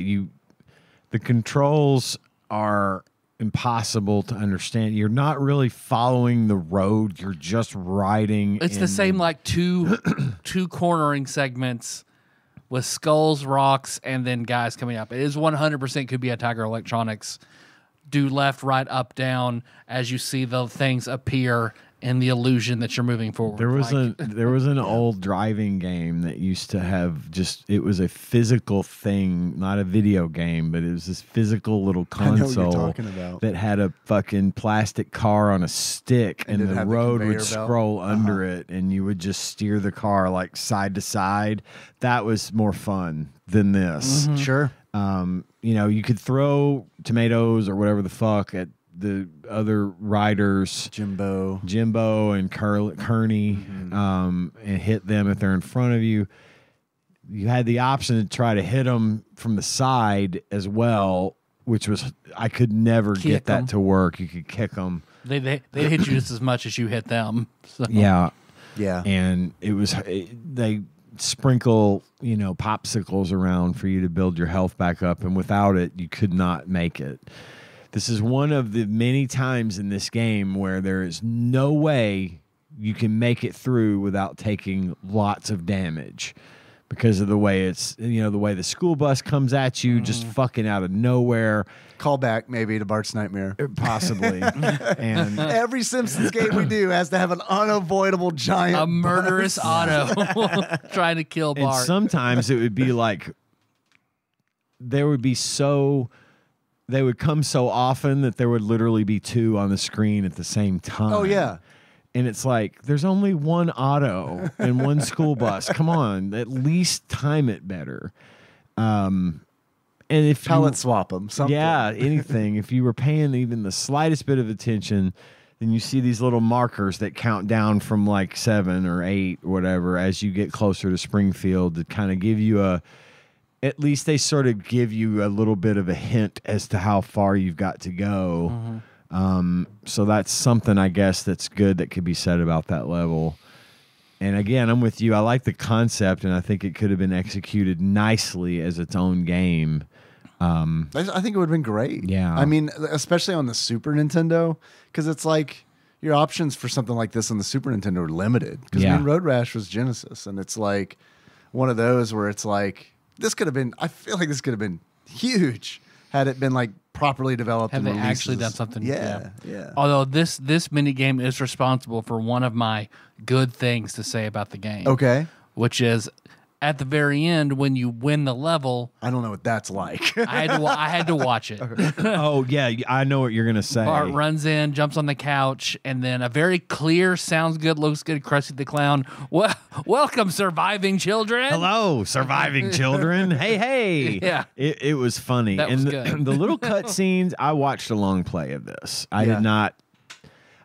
I played this for as long as I could, but knowing what I knew about Bart's Nightmare and coming into this and being like, holy fuck, it's more of the same. And I've got things to say about that, but I did watch a long play, which was 38 minutes. And the fact that that mad bastard that did the long play that I watched, I cannot even believe that it's possible to beat all of the things in this game, but he did it. And the cutscenes at the end of each game were cool. Yeah. They were funny. And there's one of my good. I have several good and bad things about the different games, but one of my overall good things is that there was a lot of good Simpsons humor in this game. I agree, man. I feel like the cutscenes were all like nice. Yeah. I thought they all looked nice. I thought they sounded amazing. Really good. The voice clips were clear and easy to distinguish who was talking. Like you said, Krusty comes on the TV. You don't see him, but you hear, hey, hey, surviving kids. Yep. And it was definitely Krusty. And the humor is all, I thought, really good, but also like dark. And I know Simpsons got dark, but I mean, it's like the pig one. But was dark. The pig one's super dark, but I feel like it was just all dark. You know what I mean? And it was, so it almost felt like a Treehouse of Horror kind of. It like very much did. Where it's like there's a lot of like very cynical humor, which I mean, again, I thought worked and I thought was really funny, but I was also just kind of surprised to see so much of it back to back to back. This game should have been branded as Treehouse of Horror. I mean, it would have made more sense. Yeah. Believe it or not, it would have made more fucking sense. And they could have used that to call back to like Homer's time travel episode. Right. Stupid bug, you go squish now. You know, all that stuff could have been worked in there, and it would have at least felt more like a Simpsons. It's something they're trying to tie into what we know as opposed to what we're familiar with. Right. You know what I'm saying? Yeah. So, yeah, for real. Treehouse of Horror would have been a much more appropriate game. And I think, honestly, it probably would have garnered a lot more attention. If let's say it sold 1 million copies, it would have sold 2 if it was called Treehouse of Horror. You know what I'm saying? Yeah. Because that's a thing we all know. For 38 years, we've known what that is. Yeah. So, it's the vibe of this game. I mean, outside of like a few of them, I guess maybe especially like the Doomsday Warrior one, Bart as a dinosaur one, Bart as a pig one. Like those are all like those feel like Treehouse of Horror. They absolutely do. I attempted 5 of the 6 of these levels. Couldn't beat a single one. Did not have fun on any of them, as opposed to Bart's Nightmare. I could at least beat 2 of them, and then get far or any of the others. These I thought these were way harder. I didn't get to the tomato throwing level. I couldn't. I got frustrated trying to get it to pop, so I just fuck it. Well, while we're in mode 7, we might as well talk about the water slide, Mount Splashmore, and how. Again, I felt like it was a sloppy mess, just like the Mad Max episode or the, Doomsday Bart. What if Turbo Tunnel was the first person and even faster? It was so like hard Sonic to 2 navigate. special. It's like the Sonic 2 bonus stage. Yeah. Where you're back behind Sonic and Tails and you're going to the half pipe. I feel like that's just what they did. They were just like, let's do that. That thing that the thing people like the least about Sonic 2, let's do that. And it was almost impossible to see how to get like your increasing time or your popsicles. There's no indication as to which like fork in the road you should take. It's a 50-50 shot, and if you get down the one where the big fat guy's stuck, which is Homer, it shits you back to right before the fork, and you got to go the other way, which causes you to lose time. Yep. Or you just choose one that just ends the level. That happened to me, where it's just like, really? Okay, I'll go right. Oh, it's just black. Okay. Oh, and it's done. Oh, I did not just, really. That one. That's great. Yeah, you could just choose. You just choose randomly the game. It'd be like, okay, you chose wrong. Level's over. So best case scenario is you get that one where you don't have to play the level. I mean, I counted it as a win because I was like, one thing that I do like about this game, and I know we're not to that point yet, but one thing I do like about this game is there's a practice mode. Yeah, you took one of my good things there. Sorry. It's a requirement. I wanted to mention it because it is a requirement. And Tyler mentioned, not being able to play all of them. And I didn't fuck with practice mode at all. That's all it is. It just lets you play the games. It doesn't show like the cutscenes, and if you beat it in practice, it doesn't give you the reward. It just lets you get familiar with how to play the game the different modes, which I like. I like that too. That's a big bonus. It's a huge bonus. And I think they did that because they knew how badly they broke Bart's Nightmare. And they're like, okay, well, what can we do? I don't know, a practice mode where maybe we could see what we're getting into. Right. So, but at the same time, if you think about it, practice mode in the terms of I hated this mini game. Right. So what? I got to go play through it again to actually get anything out of it. I have to get good enough at it to play through it in the regular game. Anyone with half a brain is going to play through the practice mode and be like I was, and be like, no, I'm not even going to start the regular game, because that's what I did. I just played practice mode. I tried every mode, hated most of them, and said, I'm not even going to bother starting the game. Yeah. Because now there's consequences. I could lose my progress, and I'm not going through that on top of everything else. Even on practice mode, I didn't get through a single game. Nope. I got like really, really, really like frustratingly close on one of them. Yeah. But I didn't finish any of them. And the one that I almost completed is Class Picture Day. Me too.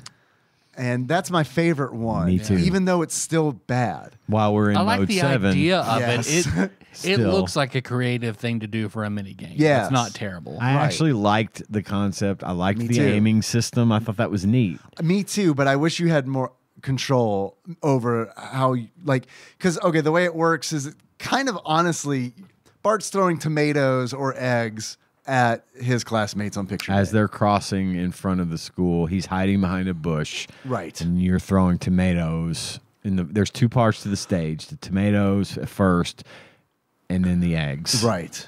And there's an indicator on the ground that moves to the background, to the foreground. It's this horizontal line. Imagine it like you're essentially on a power meter, like in Yeah. a golf game. Yeah. And wherever that lines up, when you hit the throw button, is where you're going to throw the That's tomato or the distance. egg. It's the distance. And then you can control the direction of the thing you're throwing after you throw it. And I was only able to get it like extremely one direction or the other. Yeah, it was extremes. There's no finesse. And that's what I didn't like. That's Yeah. where it was like, fuck, man. This was like almost like good. It was the one that kept me entertained the longest. Yeah, same. Mm-hmm. But I wish that there was more finesse to left and right, because a lot of it just boiled down to waiting. Yeah. Where it's like, okay, I have to wait for this student to cross right in the center in order to hit them. So, and the thing was too that like you should only. I was watching this long play and I was sussing out how this worked. How they were doing it. You could only, you have to hit all the kids, no adults, Right. And the kids, and you don't hit them more than once. You've got to try to hit every kid that's going to be in the picture, and if you splat them all, and they all get splatted in the picture, then you move to the next level, which Right. is the same thing, only with eggs on the playground, and the people you're throwing them at Moving erratic. move more erratically. And if you had a stack of tomatoes, and it was indicated up in the upper left-hand corner as your plate of tomatoes, which were a real high stack. And what I found interesting was you would only lose tomatoes if you missed or if you hit an adult. It But didn't take if them away you if hit a kid, it wouldn't take away from your stash. So I thought that was weird, but okay. Yeah, that is weird. And if you didn't hit all the kids, you didn't finish. Right. And there's a timer. And there's a timer. And there's no way to get more time in these, like with some of the others. You just have to practice and be good. In the last stage, I got all of the kids but one. God. And I was like, as it's showing, because it shows the class photo, right? And then it goes blip, blip, blip, blip, blip, and like puts Over the ones you tomatoes hit. right? Yeah. And it's like, it got all of them but one. And I'm like, that's probably good enough, right? Nope. No. All or I was like, nothing. are you kidding me? That didn't ruin picture day. No, publish it. We're good. I'm so glad both of you guys say eggs. Yeah. So many people say eggs. Eggs. It drives Yeah. me fucking wild. Yeah, I'm a bit of a hick, but not that much of a hick. Eggs. Get some eggs. I still say eggs. Moving on, we've covered. I thought the pig level was going to be the worst after playing that. I was like, I don't like this. This has got to be the worst. And then I played the baby level. I was like, oh, okay. Which one would you like to talk about first, the baby level or the pig level? I'm fine with either. They're both bad. The baby level is you are baby Bart from a far distance away. You can tell, and you are you jump out your bedroom window, and it starts out where you're swinging on tree branches like Assassin's Creed style, or around and around and around until you launch off and grab another branch. If you touch the ground, you die. Yes. Well, you don't die. They make it. Bart says something when his head is under the ground. Oh, and yeah. I noticed that. I was like, did they do that because you can't kill a baby in a video game? Well, in any case, you do lose a life. You lose a life. You lose a life is what I was implying there. If you touch any of the things, you lose a life. At one point after that, you got to walk on clotheslines. Right. And then, that's as far as I got. And then you end up after that. Fuck! There's more. Oh, it's this so fucking long. thing is so Oh my goddamn God. long, dude. I was getting frustrated, and I was watching it on a long play. The seals bouncing on the seals. So there's and then the like circus. You go through the circus where there's like you go swing up shit, go through these rings, land on these trampolines. Again, the earth is lava apparently. It's the part that I coined the phrase "that mad bastard" was with the seals. There's this fence going behind a house, and there's seals with balls on their noses, and classic. And they go behind the fence and hide, and you have to time your jumps and land on the balls, which bounce you. But as you're bouncing, the seal is dropping, and if you fall, you lose a life. And you got to time it. It is the most maddening fucking thing I have ever seen. It looks like I can't imagine. I couldn't believe that this guy completed this shit. The video also looked like he had to cheat to do it because some of those jumps did not look like they'd be enough. We probably watched the same one. We probably watched the same one. It looked like he missed the ball. He died on the seal once. And then again, it looked like he barely like, oh, you're going to miss again. And then it shunted a pixel. Because in the whole long play. Same for the trapeze. He's not going to make that. And then he just you're over not, when it clearly we missed watched the same one because in the same long play, he died 2 times in the entire game, which were the hardest parts of it. I mean, even with cheats, I feel like there's just no... This one was the baby level was another example of you are not getting through this without taking damage. Oh yeah, for sure. A lot of damage. Yeah. At one point they have like these clowns standing up, more clowns by the way, standing on little poles that you're swinging up in the circus, juggling fucking bowling pins, and there's like 2 of them right next to one another, and there's no way to get around them without getting hit. So if your health is low at that point, you're fucking done. Yeah. You cannot progress. And it's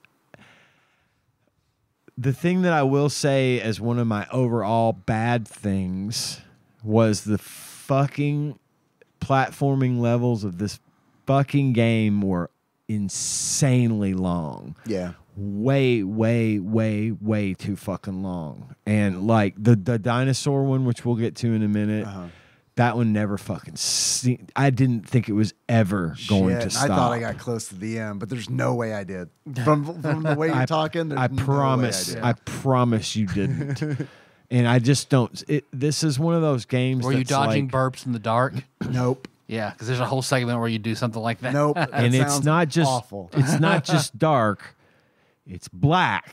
You can't see fuck all. And when you do finally get up to the point where you can see fuck all, the air is radioactive and you just die if you don't hurry the fuck up and get out of there. Shit. It's awful. Shit. I mean, it is one of and again, I'm this mad having watched someone else do it. I didn't get close to the first into the first part of that dinosaur level or the baby level. I didn't even make it to the clotheslines in the baby level. I kept missing my platforms because it was never the squirrels clear. Fucking everywhere. It was never clear where you could exactly land, and the actual solution to the problem took you way up here. Right. And Well, that very beginning part of the baby Bart level reminded me of the "I Can't Wait to Be King" from Lion King. 100%. Where you're like the giraffe baby tails Simba, and you're shit, like swinging off the giraffe tails, Yeah. and like it reminded me of that, which is that's like Absolutely. notoriously difficult. Yep. And then you like, and that game controls pretty well, like especially compared to Virtual Bart. They where do it's that like, a lot in Lego holy games. shit. Lego games have a lot of that where you're swinging around a thing and you got to time it to swing, and that controls well. And it's hard, but it's doable. This is horse shit. Yeah, as shitty This as the was- baby level was, at least there wasn't like a boss. right? But the fucking pig level, on the other Pig hand, level has a though, boss. It has the stupidest fucking lawyers. boss fight. Like, I watched it, was like, what the fuck is going on? it didn't make any fucking sense. Because you go through the whole pig level. Which, in and of itself, is fucking impossible. Dude, the fucking pig level pissed me. Where the pig level lost me was I gotta find colored keys. Yep. That was like, fuck no. I don't like this kind of gameplay. if you play Doom, it's a little like that. But it's like, I don't know. It felt less like Doom. I get the color keys for sure, but like it felt more like a really shitty Metroidvania. It did. Because it's like All it's a the maze. doors, yeah. There's so many doors. You got to memorize. Okay, I go in this door. It leads here. Most of the floors are moving. Right. Most of the time, you got to jump up blocks that recede and come out of the wall. Most of it is blind leaps of faith that you just hope you're not going to jump to your death or back to the fucking beginning of that part. Oh my god, it was just horrible. The frozen pig section is so Sorry, long. I didn't make it there. Oh my So god! at this one point, it's like a clown. it's like a mini it's like a mini boss, and you go into this room where they are this machine. A pig is on a hook and goes into a machine and gets frozen into a block of ice, and it drops down, and you have to push the block of ice past this clown dude who's shooting an ice gun, and it lands on a platform, and then you jump onto a button which then shoots the block of ice up into a hook that's crossing above it. so you gotta time it for the hook. And then it goes into the machine, and Into like a you have to furnace. do that like 5 or 6 times. Yeah, it's like way That too sounds long. like the first boss in Earthworm Jim. And A little bit. New Junktown or whatever. But you're gonna get hit. Like the guy's just walking back and forth with his ice gun, and It takes forever. And the it's- biggest chunk of the playthrough was that section Yeah, it really was. It took forever because you can't walk because I couldn't get past I couldn't fucking get the there. ice pig block. You have to go over it. And if the guy is over here, he gets you. But it's also in front of like a platform that if you jump, you land on. So you've got to go over and up and around and down and Oh my walk God. past the thing to get to the block Oh, to it's be able to awful. push it. It's the worst shit ever. But then, sounds as like the worst if shit that ever. wasn't bad enough, you make it to the boss level. In the boss level, it is in an office. It's the corporate office. The corporate office, and there are 3 like lawyer types in there, and they are basically they just run at you and then get up on a desk, and then they flip down from the desk and run at you. And meanwhile, in the background is a big fat lawyer who's jumping up and down, knocking books off the shelf, and you have to Maneuver them into the maneuver books. them to get hit by the books as they fall. Gotcha. Okay. It that did- sounds I like was- an interesting mechanic. I was watching it though. if you have a bunch of health. It didn't make any sense at first. It took you me don't have- forever to I would not have understand what known. was happening. Had I actually gotten there, I would have had no clue what I was doing. Like you can't normally the pig you can jump on the enemies, Right. Except for the clown with the ice. Right. Yeah, the pig You kind of can't like jump on him. works like Scrooge McDuck from DuckTales a little Yep. bit with his like pogo. Yeah. Yeah. Which again, you don't. It's inconsistent because you can do it as the dinosaur on the rocks, and you can do it on these clowns. But then, if it's a boss, you just can't jump on. You just can't. Except the final one, the final lawyer, The third lure, the one that was jumping up and down. Please don't tell me you have to jump on. You can hit. You don't have to, but you can hit him on the head. It's hard to do, but he's still stomping and knocking books off. So you have to wait and get him close enough so that then he stomps and a book falls on him, and after 3-4 books fall on him, he dies, and then you free the pigs and you get carried off into a rainbow by the pigs who are you're their hero now. Real bad. No, enough. Like, what I'm learning from this is like I didn't scratch the surface on like any. Some of these levels are absurdly long, and I feel like I did. Like I feel like I played them for a while. They're know what so I mean? long that you would think that you would think if you made it, but you probably only made it a third to a half of the way through each one of these platforming levels. They were Dinosaur Bart, Baby Bart, and the Pig Escape way too long, and the others were very short. And then do your level design a little bit better, even it out. The dinosaur level was much the same kind of thing. You know, it was probably the easiest to control, but you got a tail whip, you know, that was easy, and a jump, so you at least had 2 different options. But if you got in range of Lisa's bow and arrow, you are fucked. Yeah. I mean, each arrow took a huge chunk out of your health bar. Yeah. And Maggie's pacifiers that she spits at you, and it's like, Jesus. I got killed by Lisa almost every time I encountered her, and it drove me to the point of I don't want to play this anymore. I ran from as many of the enemies as I possibly could. Yeah. In Dinosaur Bart. Like there are some where you can't avoid. I felt like. Yeah. Or if there's a way to avoid them, I didn't know how to do it. Like there at the end of the first section, Barney's blocking the exit, burping. I don't know how to get by him. You hit him with your fucking tail. Right. That's it. But if I could have avoided him, I would. Right. And it just goes on and on. I mentioned the cave. It gets super dark. It's radioactive, and you die unless you get out fast enough. There's, of course, the ever-present ticking clock, which is driving you crazy. You can pick up popsicles for health. A lot of platforms fall out from under you. Sometimes you just have to keep moving, or else the good news is the platforms almost instantly regenerate, so you can get back up. But what I found is you have to get them off the screen. You have to go off screen, which really sucks. Like there was a segment I was trying to do where you're like platforming vertically up through like a lava tunnel. Yeah. And these boulders are rolling down. Yeah. And it's like you have like no room. What would happen is you've got no room, so I'd get hit by the boulder and I would get knocked down to a part where it's like, oh, the platforms crumbled beneath me. I don't have the platforms anymore. Oh, I guess I have to like reset this whole tunnel by moving over one screen to the left and then coming back. And it's like, okay, I'm starting from square one. Yeah. And a lot of that level was that way. There was one thing I didn't realize. You can get a screen clear.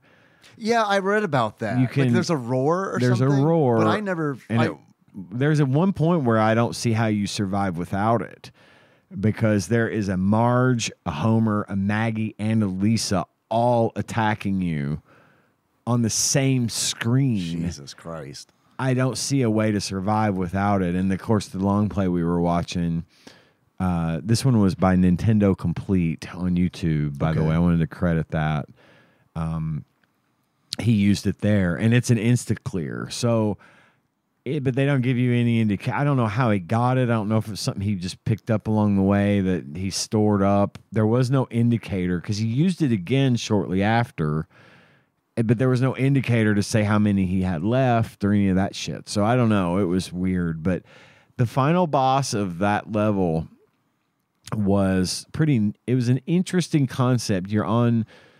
You end up jumping on all these moving platforms across all this lava and stuff, and you end up on one final moving platform that goes back and forth between 2 stone pillars.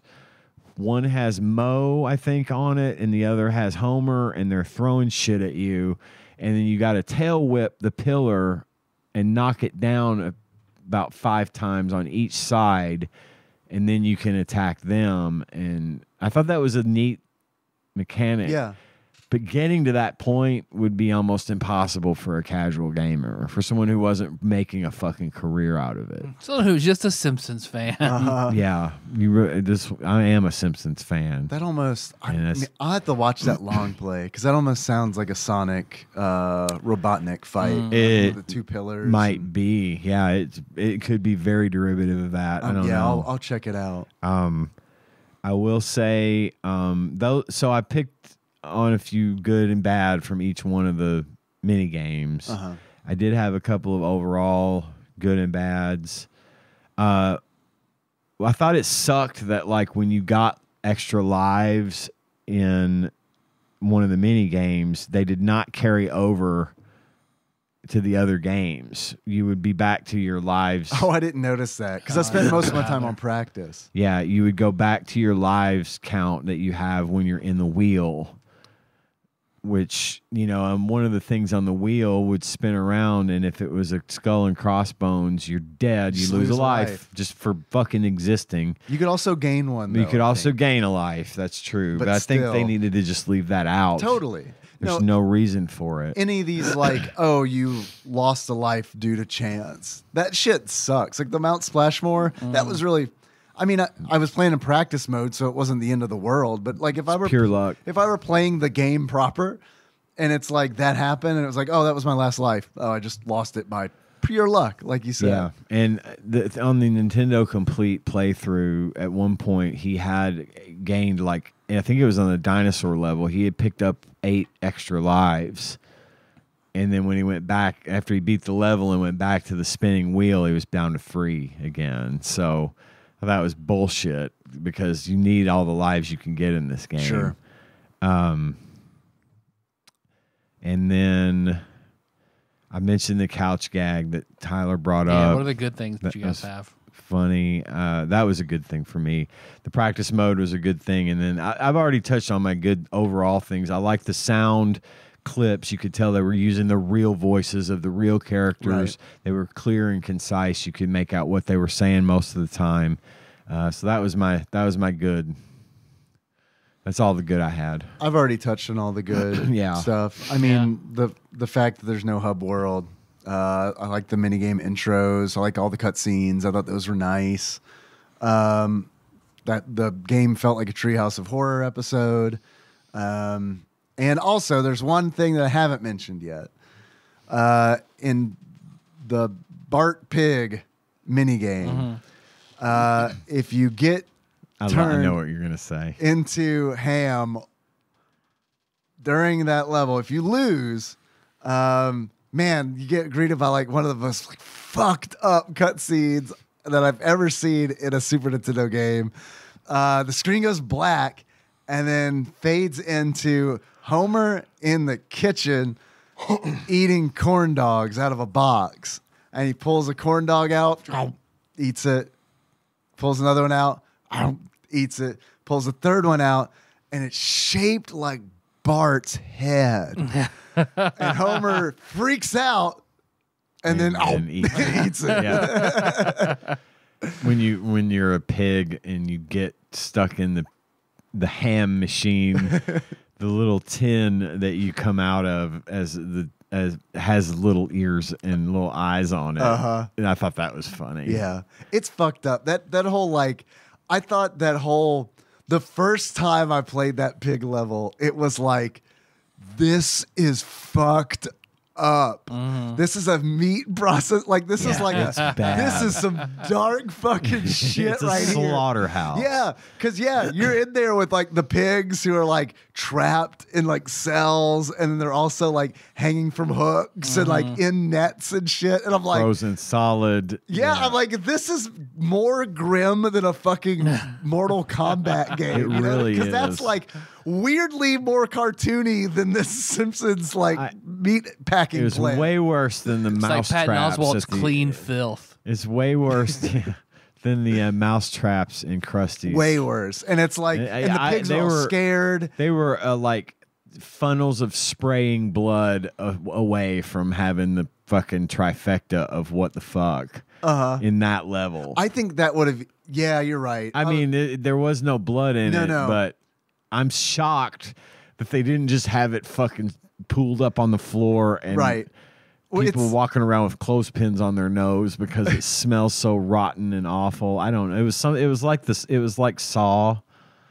It reminded me of the movie Saw in that way. There's a whole part in one of the sequels where their dead pigs are being dropped off of hooks into a vat and getting ground into a paste and about to drown a guy.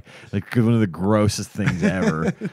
It's almost more uncomfortable that there's not like blood and stuff. You know what I mean? Because that would almost like weirdly relieve the tension. Yeah, I get it. It reminded me of the Patton Oswalt bit where he's talking about like how it's weirder to say like, I'm going to put my goof juice in your hoo-ha. I'm going to fill your hoo-ha with goof. Yeah. It's like that, where it's like, fuck, man, if it were just like more real, I think it would be like less. Yeah, disturbing. at least then we aren't trying to sugarcoat it. Right. And Make also, it seem I thought like it's not what it is. I thought it's hilarious because it's like, this is like aside from it being like dark, but it's like, okay, so in order to work at the meat packing plant, do you have to be a clown? Apparently. Or is it just like it's your uniform? It's Krusty's idea of an employee uniform. Yeah, exactly. With makeup and everything. Right, It's yeah, not the just a full clown thing. suit. You got to have the Pigs full can smell makeup blood, on. but can't see clowns. So you're fine. So they're easier to shock with your shock poles. Yep. Well, how many bad things? What do we want to say about I've things? covered all of them. I think this is a graphical downgrade from Bart's Nightmare. Really? I thought it was Some of the upgrade. cut scenes I think are fine. I think the sound Yeah. effects are better, but the actual plain graphics I didn't think were as Really? good. I mean, I think that might come down to taste because it really, I feel like there's a difference for sure.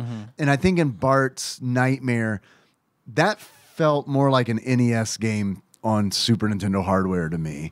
And then Virtual Bart felt more like, oh, okay, we're actually going to like try to make a game that's more to the Super Nintendo, like the Super agree. Nintendo strengths. And they definitely, It was more playable. well, and they definitely. utilized Mode 7 a shitload. Like, in 3 of the 6 mini games, they were mode 7. yeah. And it's so, I don't know. I think it comes down to, because like, honestly, like I almost said on our Bart's Nightmare episode that like, this motherfucker looks like Bart versus the world. Like, I mean, it looks like they took the sprites from the NES games and they were like, okay, Yeah. well, let's just redraw them for the Super Nintendo, you know?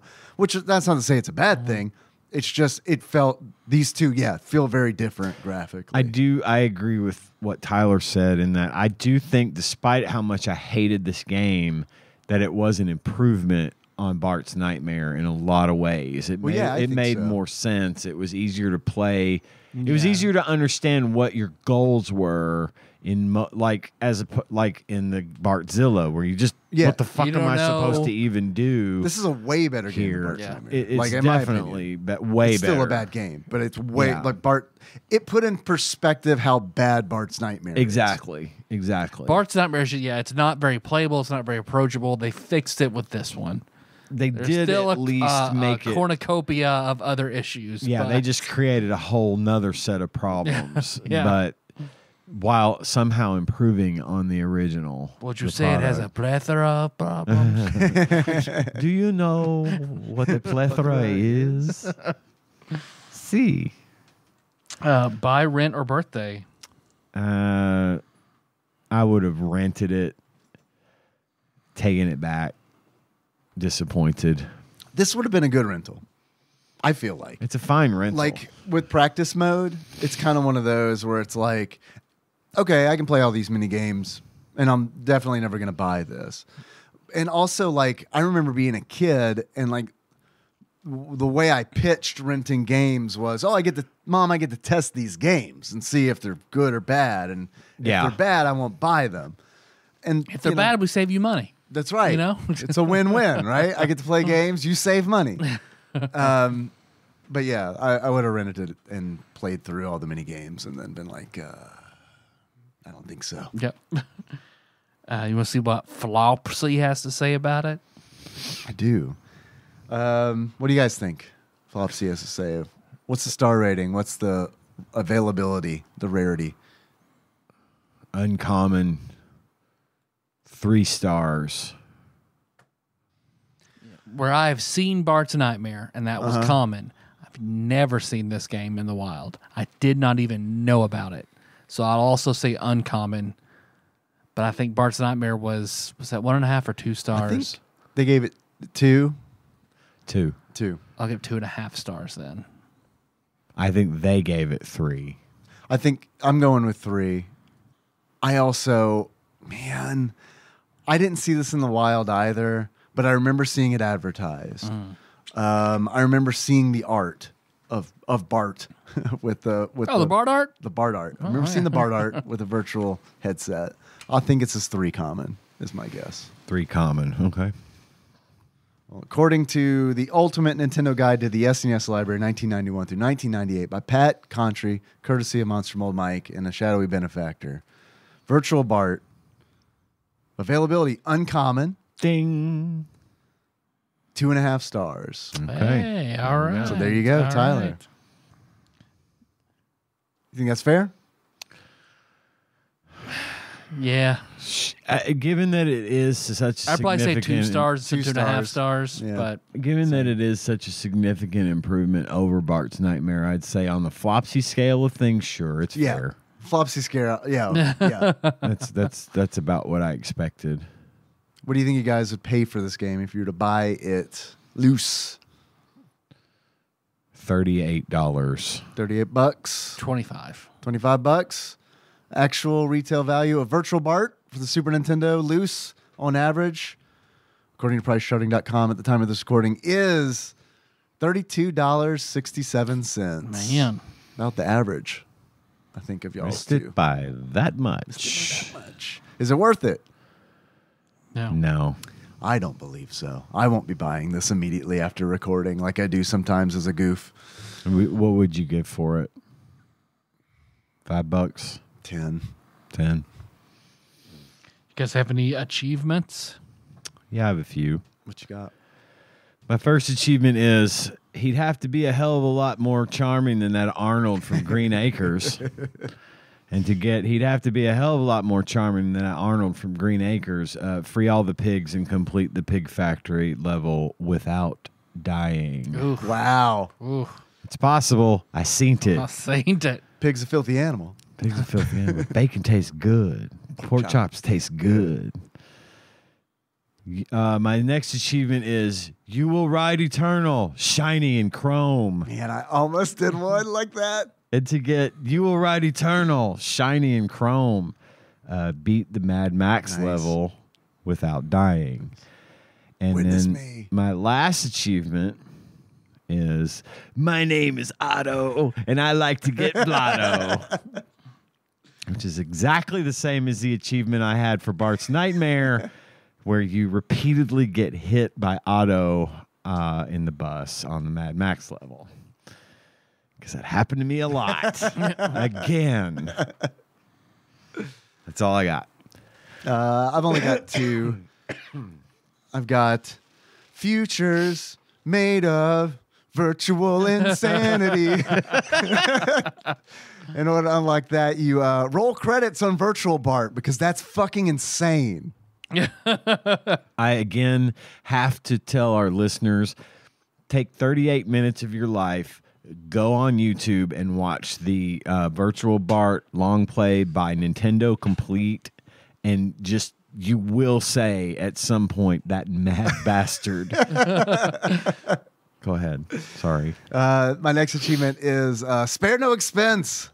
In order to unlock spare no expense, buy a sealed, complete, and box copy of Virtual Bart, only to play the Dino Bart minigame. What a terrible idea. I've got 3. First one is Porksicle. You unlock that when you die from the Frost Gun Clown. Good one. Because every time he hits you, you turn blue and you ice over. And it takes a while for him to kill you. Yeah, That gun doesn't do a lot of damage. At least they balance it out with that level being so fucking long that he just does a little bit of damage. Yeah. Nice to meet you. Nice to meet you. Second one is Lawn Darts. You unlock that by dying without leaving the starting yard in the Bart's Baby level. Got that Just one. spearing yourself into the Got into it the like lights. several times. That's awesome. Lawn darts. And then road gash. Die 3 times in the post-apocalyptic Mad Max level. Awesome. Several very good achievements tonight, fellows. Good job. Tyler, Yes, Dave. if you were to give this game a beard, sums up how you feel about it, what kind of beard would you give it? Did you hear about that lady whose face got ripped off by her monkey? Yeah, I've actually heard several accounts similar to that. Yeah. A guy had his balls ripped off. I hope that didn't take your Oh, glasses. that one too. There's a whole scene in the movie Nope where people die by chimp. Ugh. Well, yeah, where it rips your face off, just barely hanging on by the chin. That beard. Oh, nice. Tyler, Yes, Dave. if you would give this game a pair of glasses, sums up how you feel about it. What kind of glasses would you give it? Glasses. That would be a Virtual Boy, Nintendo's failed virtual goggles that have been sewn onto your face, Hellraiser style, that you cannot escape or take them off. Shit, why did I pick up this Rubik's Cube?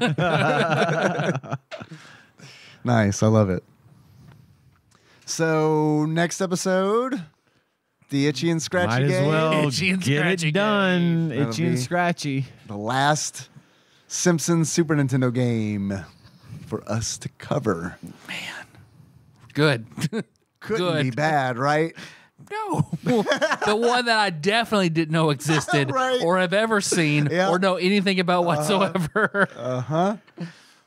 I remain hopeful, I admire your cautiously outlook. optimistic. Yeah. They gotta get. I feel like they got it right with Krusty. I didn't hate the game. I liked it. Where would this fall on your list? Bottom 100, top 100? I think it's in the same area as Bart's Nightmare, just a little higher. I put it in the bottom 2/3, bottom 200. Yeah. This one would be bottom 250, probably. Yeah. fair. That sounds right to me. It's definitely better than Bart's Nightmare, in my opinion, but also not a good game. Yeah. Oh, shit, what else do we do now? I don't even know. Patreon? We could talk about Patreon just for a Our minute. theme song being Moves by Sycamore Drive? Well, I cover that in the little pre-recorded there we thing. go. But Okay. you could say it if you want. There we go. That's You could say whatever fine. you want. No. It's over. I wasn't ever trying to take it away from you. It's fine. I've said it I was trying a lot. to help. It's okay. I don't say it anymore. I've said it 700 times. 735 times, actually. It's a long time to say a thing. I've only Say been, the line, Tyler. I've only been doing the post closer for like 4 episodes, so there you have it. Patreon is a thing. We like to take money when it's given to us, and if you'd like to be one of the people that gives us money, you can go to patreon.com/TADPOG or pisstasters.com Taste the piss. and donate. You can have access to our bonus content, of which there is a good amount of stuff there, and we're hoping to add more in the near future and some other things we've got planned. I promise we're doing some stuff, working on it in the background.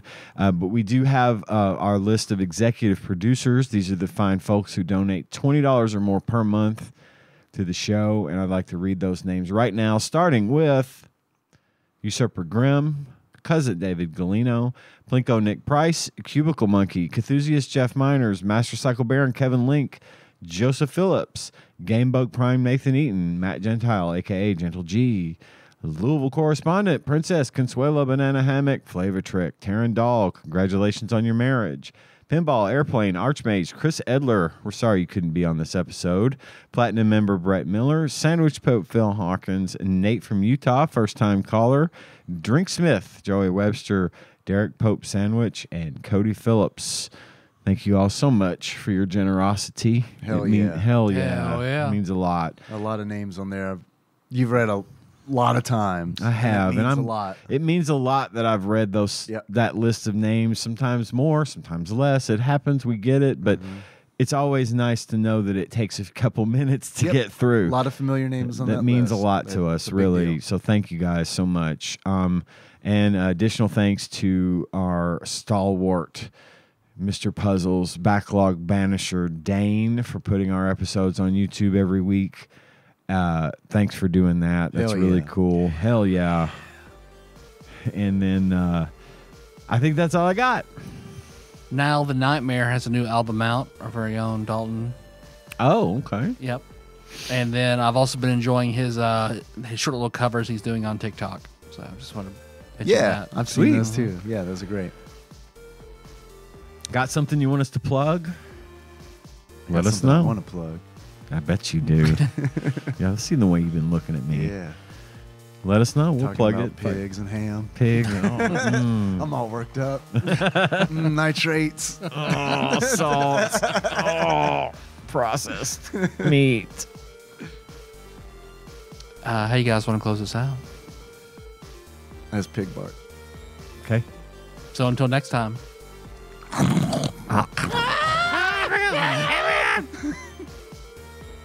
I went the squealing route. You did. I bet the waveform shows it too. It does. Yeah. Scared me a little. Good. I peed some. It's Simpsons month. You have to be scared. It's the rules. My underwear are the color of Bart.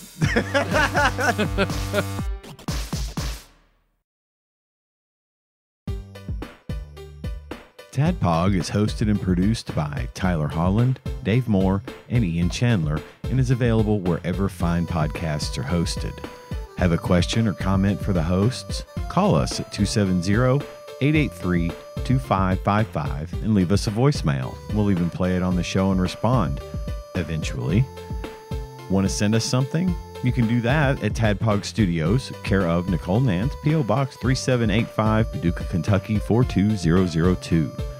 Sick of us doing all the talking? You can join in on the conversation by visiting our Discord at bit.ly/TADPOG or tastethepiss.com. Not many things are truly free these days, but our Discord is, and we'd love to see you there. Our theme song is Moves by Sycamore Drive, and a link to that track can be found at the show notes at tadpog.com. Thanks for listening, and if you haven't already, don't forget to subscribe to our show on your favorite podcasting platform. We'd really appreciate it.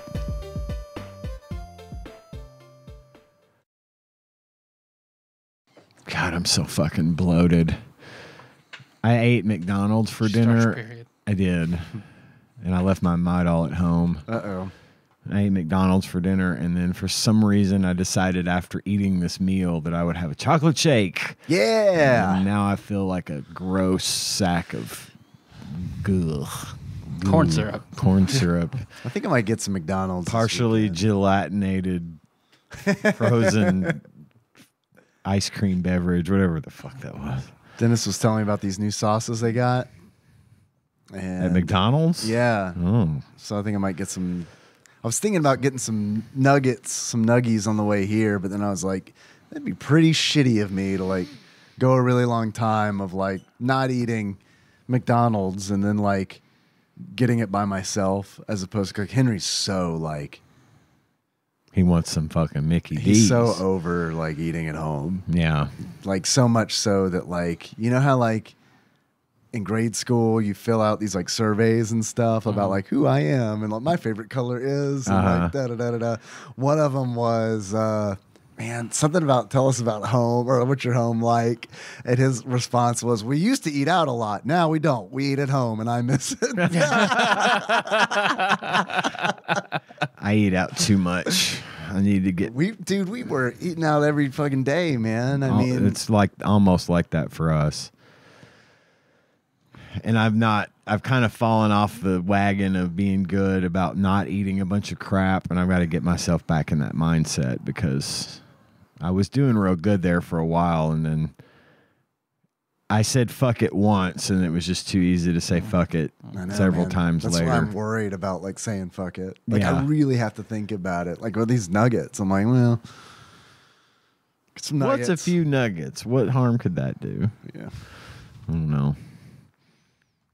I think I've had enough McDonald's chocolate milkshakes for a while, though. I mean, I'm literally like, I feel like I'm about to vomit all over my computer. Oh, that shit makes me instantly sick. It's not that I even feel sick. I just feel like there's too much in my belly. Yeah. You know, like it's not moving. And right? I need it to move down. Quick creep. Yeah. What I'm worried about is like going to, because my dad's In fact, also. I should probably drink a little water. Hang on. Go ahead. My dad's doing a diet, and he had a craving for like a Big Mac and fries.